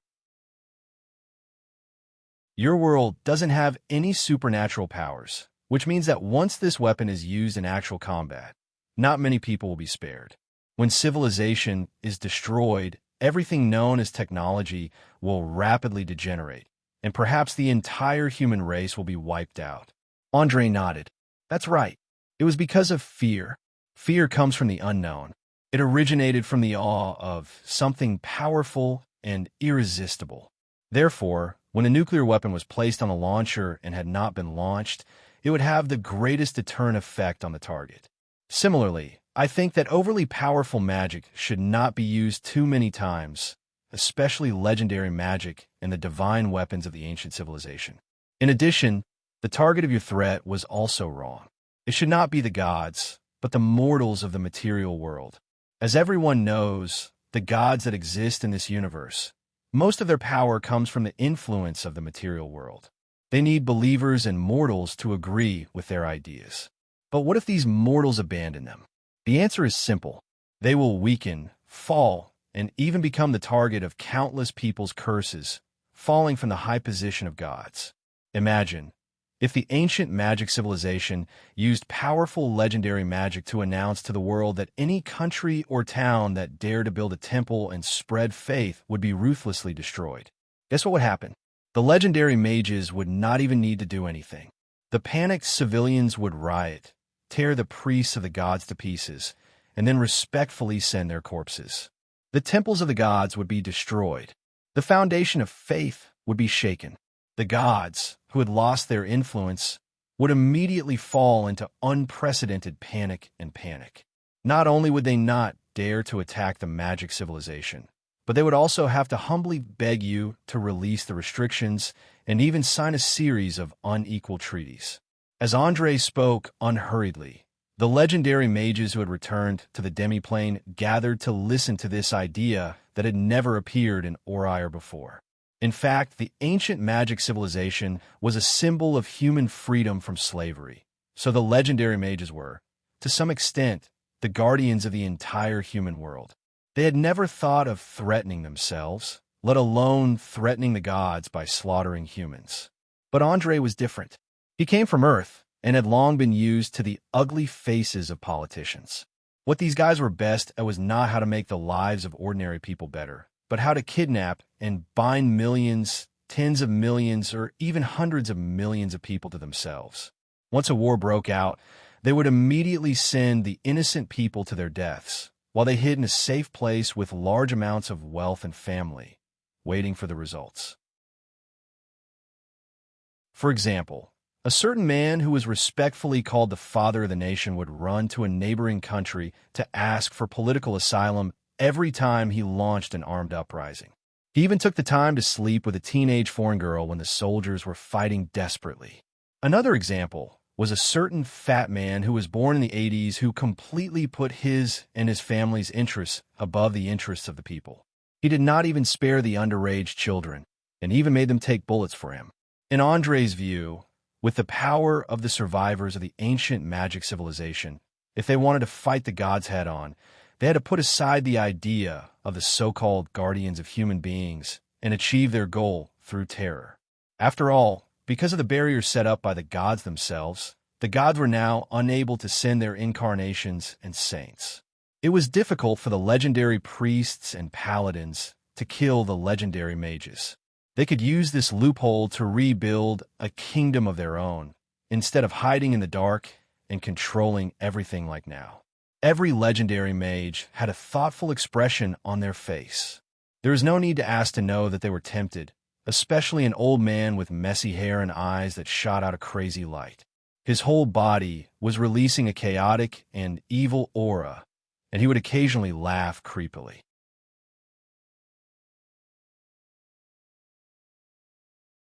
Chapter 1006. Hee hee. Hee hee. Ha ha ha ha. Well said. That was really well said. I've mentioned it before. You have to be unscrupulous when dealing with the gods, even if you have to destroy the entire world. But you've always been so cowardly. Look at now. We actually have to hide ourselves like rats. The old man waved his arms wildly, roaring with a hoarse voice. He looked so crazy that it was hard for others to tell if he was still mentally sound. Another beautiful woman with a crown on her head shook her head with a wry smile. Don't go crazy, Damon. If everything goes according to your plan, there won't be anything left alive in the entire Oleo continent. Yes, especially that magical plague you've researched. It's really terrifying. You only need to release it in a densely populated area, and it will immediately cause a huge riot and panic.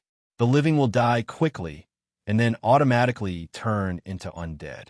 Even the healing spells of the divine arts will be helpless against it. Another legendary wizard stood out and agreed. It could be seen that this old man called Damon was a truly dangerous person who specialized in the study of those terrifying biochemical weapons of mass destruction. However, he obviously didn't feel that way. He immediately glared with two red eyes and retorted, "So what? It's even better if they all die. That way, we can build a country completely made up of pure wizards." Oh, heavens! It's happening again. You old lunatic. Don't tell me you're secretly conducting dangerous experiments forbidden by the council? Walter slapped his head and groaned. When the beautiful woman with the crown heard this, she seemed to have received some sort of shock. She was so frightened that she immediately trembled. "Damn it, Damon, hurry up and hand over the dangerous items on you. This is the base for us to nurture future acolytes.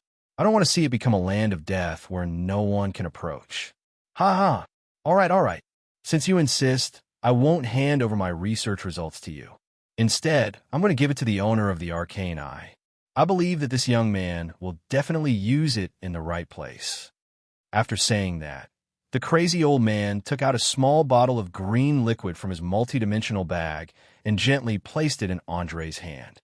Inside the liquid, there were countless souls in pain that could be seen with the naked eye. As soon as Andre held the item in his hand, his sixth sense began to sound alarms. Relying on the Arcane eye's power, he quickly figured out the item's function. Immediately, he felt uneasy. Super Magic Plague, 176th Improved and Strengthened Edition. It can infect any animal, plant, water source, land, and it can absorb the magic energy in the air and grow rapidly. In 3 to 5 days, it can turn a village full of people into undead that carry the plague, and in a week to half a month, it can destroy a city. No known divine spells in the world have any effect on it. Once it spreads, the entire continent may become a ghost town. Currently, the only way to prevent it from spreading is to burn it with fire. There was no doubt that this thing was a super biochemical weapon from another world.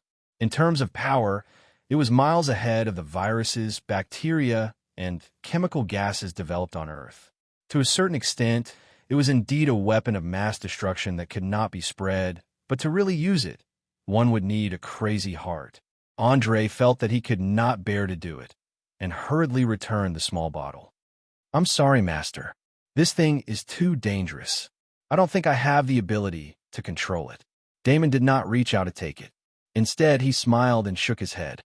"No, you have the ability and are the most suitable candidate. Especially that speech about the deterrence of weapons. It was really well said. Take it and release it when you think it's necessary. Teach the arrogant gods a lesson." "All right, since you insist," Wang Yao said. The corner of Andre's mouth twitched as he took the small bottle and carefully kept it close to his body.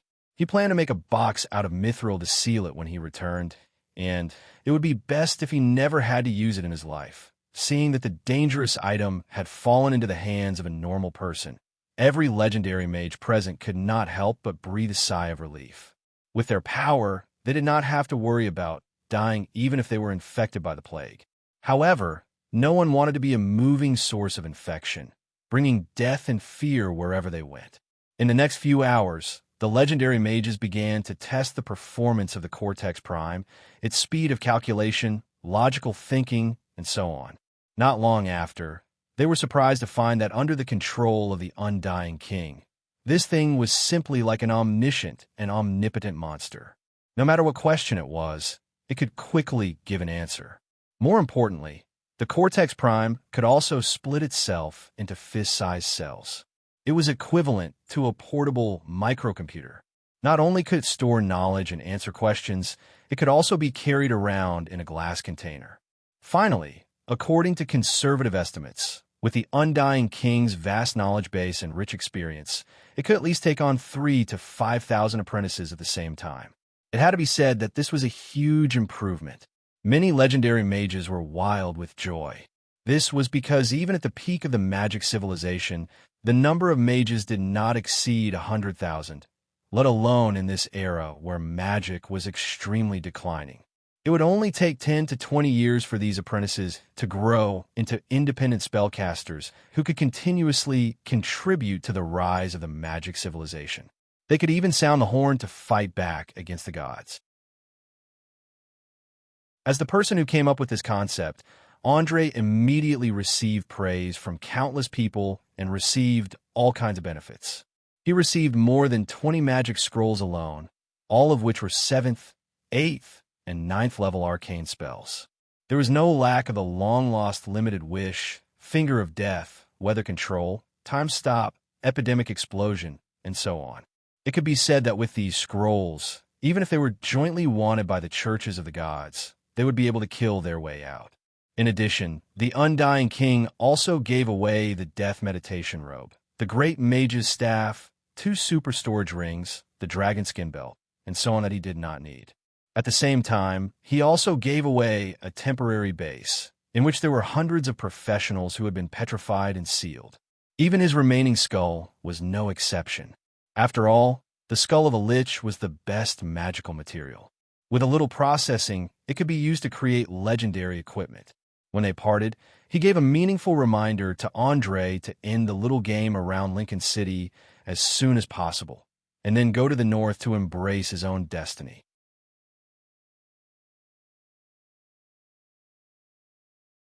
Chapter 1007.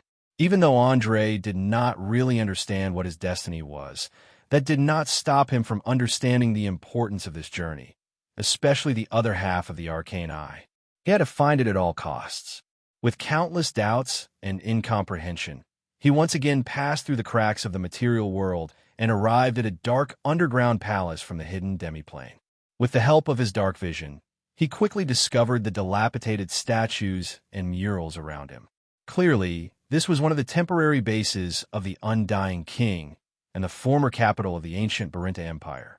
However, just as the mages often mentioned, life would eventually die, and even the strongest empire would decline one day. Only arcane magic and time were eternal. The legendary mage Walter observed the surroundings as quickly as he could and immediately smiled after finding no danger. "All right, I'll send you off here." Mages are very particular about privacy. You can slowly explore on your own. After all, you have the Archmage's staff and the secret imprint. You don't have to worry about being attacked by the magic guards. Andre placed a hand on his chest and bowed slightly. "Thank you very much for your help. Let me do the rest." After all, exploration and discovery is also a form of enjoyment. Anyway, this is the material world. I can cast a teleportation spell and return home. Then let's part here. I'm afraid that the next time we meet, you'll have completed the turning of your destiny and become a spellcaster who can stand shoulder to shoulder with us. Explain to me, and we'll have a good discussion about the future direction of the magical civilization. With that, Walter softly chanted an incantation, and his entire body was quickly sucked into a black hole, vanishing without a trace.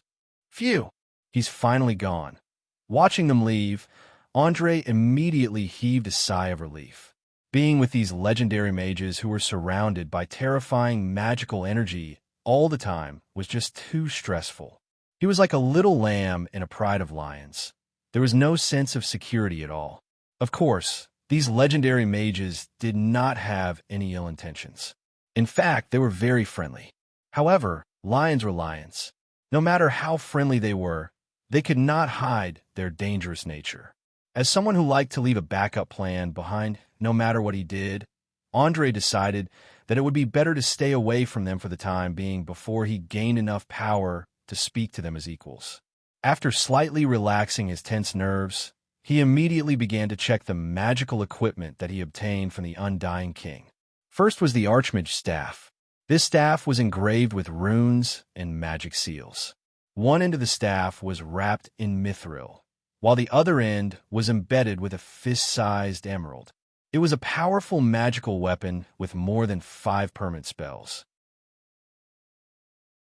Anyone who picked it up would immediately obtain a level 8 arcane spell mind barrier. It would grant immunity to all mental, emotional, and detection spells. Regardless of whether it was the mind flayers that specialize in mind control or all kinds of strange enchantment spells, they would all lose their effects.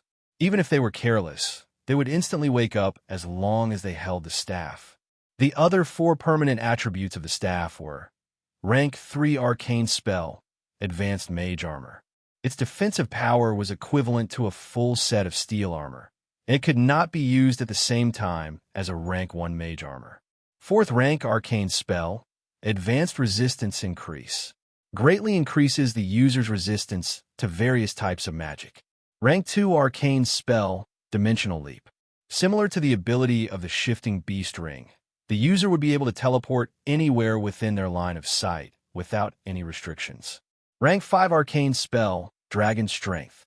Strength, Vitality, and Charm would all be increased by +4. Dragon scales would also appear on the surface of a user's skin, providing a certain degree of protection. It could be said that as long as one picked up this staff and applied the Stone Skin spell, even if one stood in the midst of an army of tens of thousands and allowed ordinary soldiers to hack at them for several days and nights, it would not be a problem. Apart from that, the emerald at the top of the staff had an additional magic dispelling effect. Anyone who was hit by it would have a certain chance of dispelling the effects of their spells, regardless of whether they were good or bad. In addition, the staff would allow the wielder to cast 3 level 6 spells, Chain Lightning for level 5 spells, Icicle 5 level 4 spells, Wall of Fire 8 level 3 spells, Flame Arrow. It covered almost all aspects of defense, anti-magic, and attack. There were no blind spots. Andre even dared to say that this staff alone was comparable to a great wizard. Without a doubt, this was definitely a legendary grade staff, and it might even be a sub-god equipment, especially with the Undying King's magic exorcism effect. As long as the opponent wasn't a legendary mage, it was guaranteed that any defensive magic would be nullified. After fiddling with the staff lovingly for a while, he began to inspect the Death Meditation robe. In the end, it did not matter if he did not take a look, but when he did, he was really shocked. This gorgeous robe inlaid with gold threads and gemstones was not made from any known cloth. It was woven from the threads extracted from the souls of countless dead people. Although it did not have any physical defense, it was indestructible. As long as one wore it, they would immediately obtain attributes such as a 15% increase in casting speed and a 20% increase in magic resistance. In addition, the wearer's perception and control of magic energy would also be strengthened. When meditating and guiding magic rituals, it would have double the effect with half the effort. Without any hesitation, Andre immediately took off the flame protection robe and put on the Death Meditation robe. Then, he began to inspect the 3rd equipment, which was the belt made from the skin of the blue dragon. As everyone knew, the blue dragon was the 2nd most terrifying creature among the Penishade evil dragons. Any magical item made from a part of their body would definitely have a resistance to electricity. This belt was no exception. Firstly, the belt had a 50% resistance to electricity. Next, it would provide the wearer with 2 additional points of strength. As it was made from dragon skin, its defensive ability was not bad. At least, +2 weapons would not be able to damage the dragon scales on the surface. Lastly, and also the most terrifying point, any enemy who attacked the wearer would suffer a strong electric rebound. Although the damage was not as great as the level 3 lightning spell, it was definitely not much better. As for the last 2 storage rings, each of them could store 18 units of magic. That was 2 level 9 spells, 3 level 6 spells, 9 level 2 spells, and 18 level 1 spells. In short, as long as it did not exceed the maximum limit, it could be used in any way. During battle, it could be released with just a thought. Although they did not have any attributes, the advantage was that they could be worn together with other magic rings with permanent attributes. There would not be any conflicts. After putting on all the powerful magical items neatly, Andre took a deep breath and gently touched the huge stone statue that was covered in moss. Two rays of red light were released from the statue's eyes. Then it greeted in a low voice, "Welcome, stranger. Although I do not know you, you have master's staff and secret imprint. You may pass."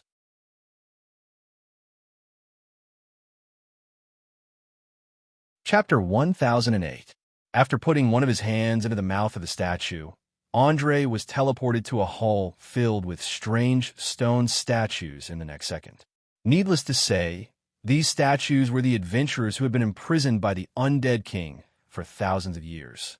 Among them were warriors, mages, warlocks, thieves, rangers, knights, priests, and other mainstream professions. There were also bards, magic archers, paladins, dwarven defenders, shadow dancers, and other rare professions. At a glance, there were at least hundreds of people. Judging from their eyes and expressions, they did not know how they had been petrified until the last moment. Just as Andre was secretly amazed by the power of the undead king, a steel golem ran over from another place and said in a low, muffled voice, "Hello, stranger who has my master's secret imprint. I am Guardian number 1. Is there anything I can help you with? Please tell me, how can I make these petrified people obey my orders without hurting them?" Without any hesitation, Andre directly asked the question he was most concerned about. After all, you could not expect things like golems to have high intelligence, so there was no need to beat around the bush. It was better to be direct. It's very simple. There's slave collars in the warehouse. As long as you put it on everyone, they will treat you as a god. No matter what you say, they will not doubt it. Of course, this may cause a certain degree of intellectual damage, but it is nothing compared to loyalty. Guardian number 1 quickly gave the answer. After hearing this answer, Andre subconsciously shuddered. The names of many evil cults appeared in his mind. However, considering the next plan, he nodded slightly. "All right, we'll do as you say. Put the slave collars on everyone and remove their petrification. Hurry up. After you're done, give them something to eat. I'll go somewhere else first." "Understood. Guardian number 1 obeys your orders." A light flashed in the ruby eyes of the steel golem, and it quickly began to get busy. Andre was not interested in the repetitive physical labor. He went straight to the temporary base where the books and magic scrolls were stored. To him, knowledge was the most important thing. Just thinking about the knowledge recorded by a legendary mage was enough to excite him. After passing through the gloomy underground tunnel, Andre soon arrived at a room that was about 200 square meters in size. It was filled with books and parchment scrolls. Just as he was about to pick up a piece of parchment to read, he suddenly heard an ear-piercing sound. "Don't move. Who are you? Why are you allowed to enter my master's room?" A black shadow slowly came out from the bottom of the bookshelf and took the shape of a person. It was about 1 meter tall and didn't have a real body. Its two eyes were as cold as the ice of the northern wasteland, penetrating one's heart. With the knowledge stored in his mind, he instantly realized that this was a monster that should only exist in the shadow plane of the shadow. Their bodies were completely made up of shadow energy. Even if there was only a fingernail-sized shadow on the ground, it could hide in it. Unless it actively showed itself, it was impossible to detect. What was more frightening was that these guys liked to drag the souls of their victims out of their bodies and then pollute them with shadow energy, forcibly turning them into a member of the Shadow Kingdom. Other than positive energy, flames, and other supernatural means, normal physical attacks could hardly cause any harm to them. Demonic shadows were one of the most powerful and terrifying branches of the shadow biological clock. It was said that as long as a mortal was touched, they would instantly turn into a dried corpse under the corrosion of the terrifying energy. There was no need to ask. The one in front of him must have been summoned by the undead king to guard the scrolls and books in the room. Who I am is not important. What's important is that I have this and this. Andre waved the archmage staff in his hand and the secret mark on his arm. The demonic shadow seemed to be very afraid of the mark of the undead king and immediately retreated a few steps. "Damn it! Get lost. Don't come any closer. Aha! It seems that I've found your weakness. Now, I order you to immediately find all the valuable notes, scrolls, and books in this room. Remember, don't play any tricks, or I won't mind imprinting this mark on your body." Having said that, Andre sat down on the chair and stared at the demonic shadow with interest. Even though he had seen many wonderful creatures after becoming a mage, this was the first time he had seen such a special species that was similar to a shadow. His heart was filled with curiosity. As you wish, the demonic shadow was undoubtedly a very intelligent magical creature.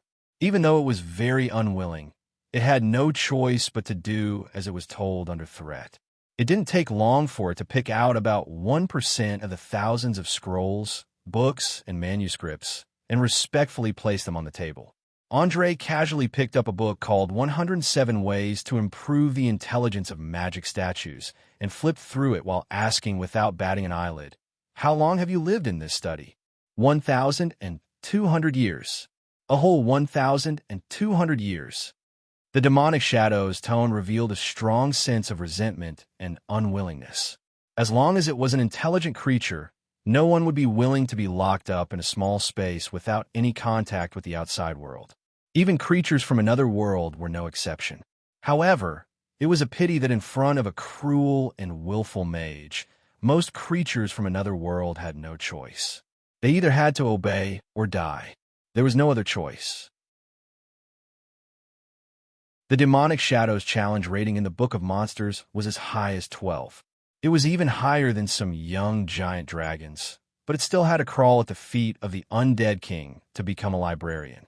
Andre sensed the strong desire to escape from this place and deliberately smiled. He put down the book and tempted it. "So, do you want to leave this place? Do you want to see what changes have happened in the material world in the past 1,200 years? What do you want?" Perhaps it was because it had been tricked once, but the demonic shadow's vigilance was beyond imagination. "It's very simple. I need an outstanding spy, and you, who can easily sneak into the shadows, are a good choice. As for the Lich, you don't have to worry. I've already obtained his full authorization.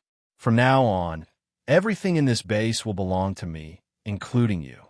Having said that, Andre raised his head and stared into the demonic shadow's cold eyes, waiting for a reply. After a long silence, the demonic shadow suddenly let out an ear-piercing shriek and said without hesitation, "All right, as long as I can leave this damned place, I'm willing to be your eyes and ears. Tell me, what kind of magical contract do you want me to sign?"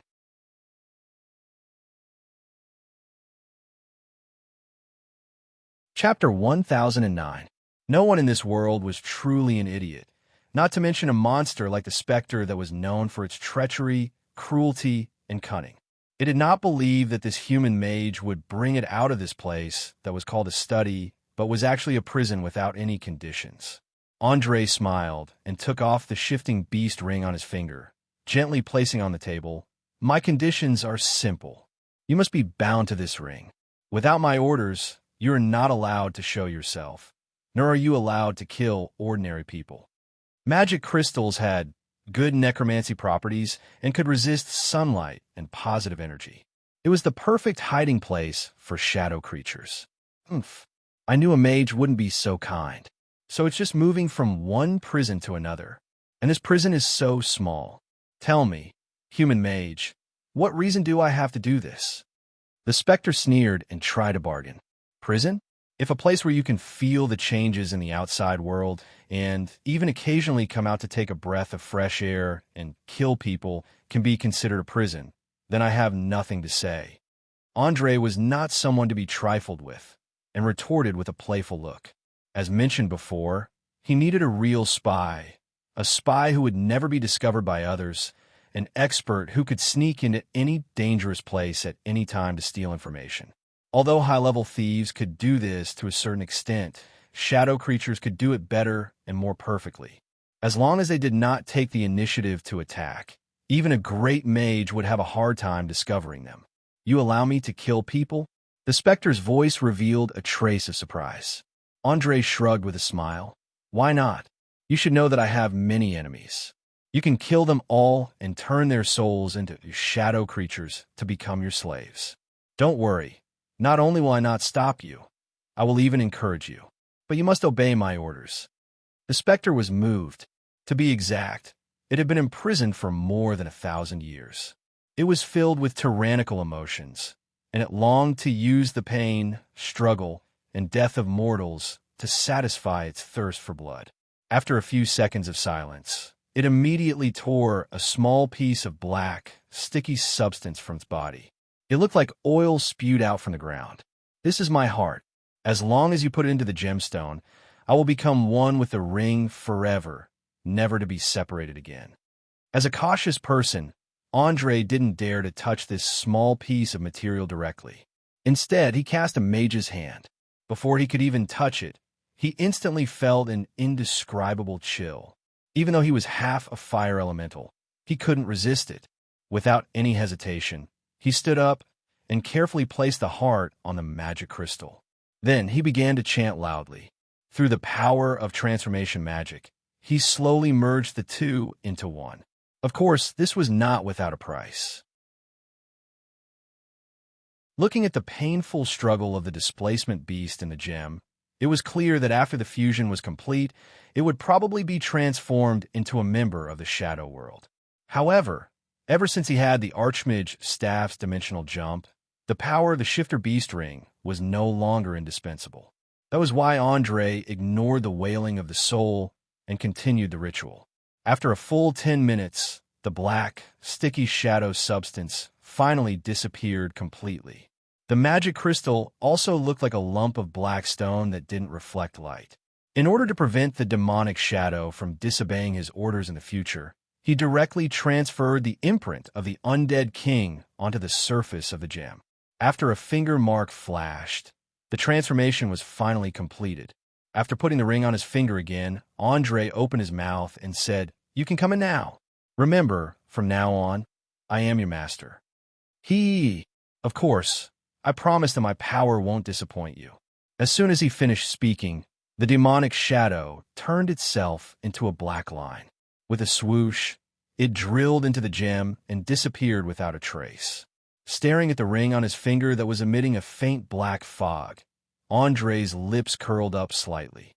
He muttered to himself, "Shadow creatures, devils, dark guards, magical plagues. I'm really becoming more and more like an evil boss now." After sweeping away all the valuable books in the room, he returned to the hall filled with statues. After more than half an hour of intense work, a third of the 100 or so stone statues had been removed from their petrified state. They were sitting on the ground, exhausted, eating the food that the magic statues had brought to them.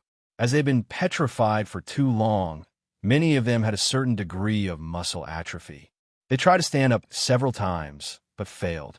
It was worth noting that everyone wore a purple metal ring around their necks. It was constantly emitting magical energy, interfering with the wearer's thoughts. Some of them even had memory lapses and were hitting their heads hard. A half-elf female with pointed ears suddenly noticed Andre's appearance. She quickly stood up and asked in an uncertain tone, "Leader? Leader? Is that you?" "That's right. It's me. How do you feel? Are you hurt?" Andre pretended to be concerned and reached out his hand, gently stroking the female's slender neck. A hint of a smile that was difficult to detect flashed in his eyes. There was no doubt that the half-elf female's subconscious had been hypnotized, and she had begun to accept the false fact that she was a member of the mercenary group. I'm not so good. I don't have any strength in my body, and my mind is in a mess. I can't even remember your name." The half-elf did not mind this almost invasive caress and shook her head hard. Under the control of the slave collar, she could not raise her guard at all. Even if Andre stripped her naked and did her on the spot, she would gladly accept it. This was the most frightening part of magic. To a certain extent, whether it was these petrified people or magic figures, they were all the undead king's collection to pass the time. Andre was obviously not the kind of person who did not care about anything because of lust. After a little probing, he immediately stopped his further actions and explained with a smile, "Relax, it's fine now. I have already defeated the powerful lich that petrified all of you. Look, this is the evil skull." After saying that, He took out the skull that the undead king had abandoned. The half-elf female seemed to recall something. Her whole body suddenly trembled, and she cried out in alarm, "Yes, yes, that's it. It's this evil monster that cast such a terrifying spell on me. Ah, it's too terrifying. Shoo, don't be afraid. Don't be afraid. I'm here. It has already been defeated. You're safe now." Andre hugged the slim, half-elf female in his arms and gently comforted her. Relying on his excellent deception skills and the slave collar, he easily brought more than 100 professionals under his control. No one doubted the false memories implanted in their minds.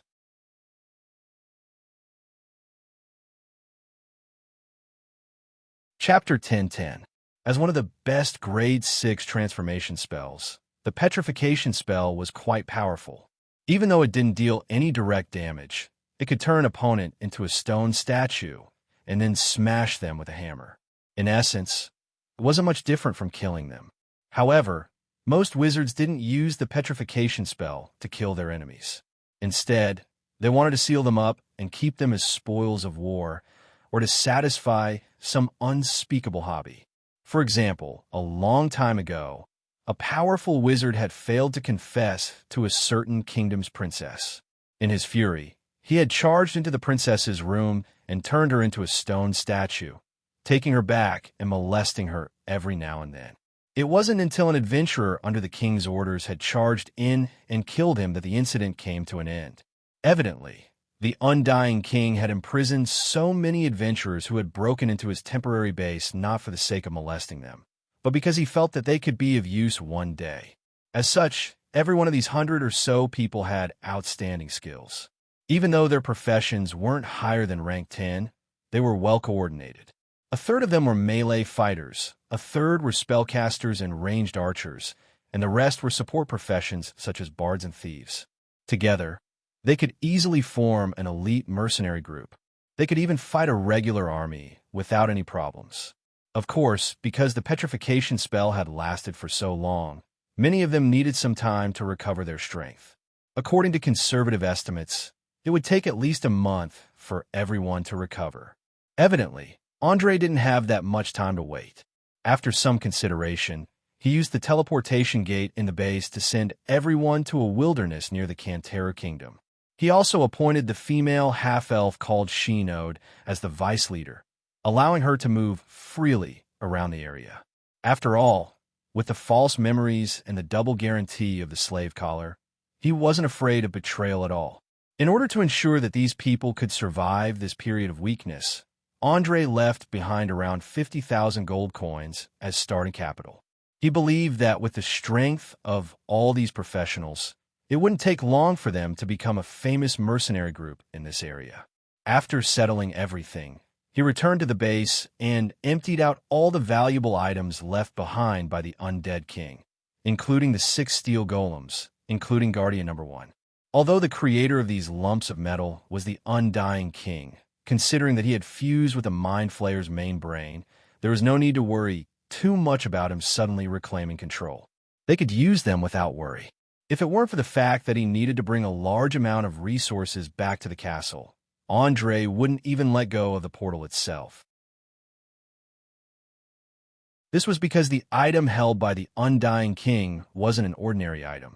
The gate, embedded with over 1,000 gems, could not only carry out error-free teleportation in the material world, but could also carry out interplanar teleportation. Just the coordinates recorded on the gate exceeded 2,000, covering every corner of the universe. For Andre, who longed to explore the unknown, this was simply an irresistible temptation. But it was a pity that transporting this thing wasn't as easy as other items. According to the theory that teleportation portals couldn't compress space, one would have to walk, run, or fly to carry it back to Lin City. Anyway, teleportation definitely wouldn't work. Bringing along the 6 magic statues, a large number of precious books, and valuable resources, Andre stepped through the portal and instantly appeared in the Tower of the Association of Mages. Due to the presence of the steel magic statues, the alarm system in the Mage Tower was triggered as soon as he entered the portal. The guild master, Boris, took less than 5 seconds to appear at the door fully armed. When he saw the scene in front of him, he was immediately dumbfounded. After a full minute, he opened his mouth and exclaimed, "Oh my God! Did you just rob the lair of a powerful spellcaster?" Glancing at the magic statues behind him that were carrying a large bag, Andre smiled and nodded. "In a sense, yes. Master, I would like to borrow the energy of the tower to create something. What do you think?" "No problem. As long as it doesn't exceed 30% of the total storage of the tower, I can give you this authority." The guildmaster agreed without even thinking. With the current relationship between the two of them, there was no need to bargain with such a small request. Stretching his somewhat sore body, Andre couldn't help but yawn. Thank you very much. Please give me a room. I'm afraid I'll have to spend a long time in the mage tower." Boris thought for a moment and immediately pointed to the ceiling above him. "Go to the 4th room on the right of the 2nd floor. Not only does it have a full set of experimental equipment, it's also close to the library. It can satisfy all your needs." "Not bad. As a reward, I'll now give you the secret of eternal life that I promised you. Whether you choose to turn yourself into an undead or use this magic to seize a new body in the future, I sincerely hope that you'll be able to go further on the path of arcane magic." Having said that, Andre took out a scroll from the scroll box and gently stuffed it into the other party's arms. He then turned and walked towards the 2nd floor with the magic statues. Ever since he became a level 12 mage, he had quickly finished deciphering the spell book of the necromancer Francis and found a level 7 arcane spell called Soul Erosion. Although the name sounded very grand, it was actually an improved version of the level 5 arcane spell, Magic Soul Pot. The latter's function was to abandon the physical body and transfer the soul into a gem or crystal. Once the target was found, it would silently invade the spiritual world and drive the original owner of the body into the gem or crystal. When the body grew old or was about to die, the soul would shrink back and look for the next target. Strictly speaking, this was also one of the methods of eternal life. However, the evil Francis had improved this spell. He changed the imprisonment into devouring. This way, his soul would become stronger with each devouring, becoming harder and harder to resist. An ordinary person's will would collapse the moment they came into contact with it. Eternal life, Boris sighed emotionally and hurriedly opened the scroll with trembling hands. His eyes were filled with excitement and anticipation. Although he had already obtained a vampire, just in case, it was best not to use it. After all, although vampires seemed powerful in the eyes of many, they also had many weaknesses. This was especially so in the eyes of mages. There were no less than 10 ways to easily kill them. Without any hesitation, the archmage, who was about to reach the end of his life, quickly returned to his room and began to study the spell on the scroll. He had long been impatient to abandon this old body and change into a young, intelligent, and energetic body. You're tuning into the Warrior Lore YouTube channel. Don't forget to subscribe and join us on this journey to catch the most captivating stories.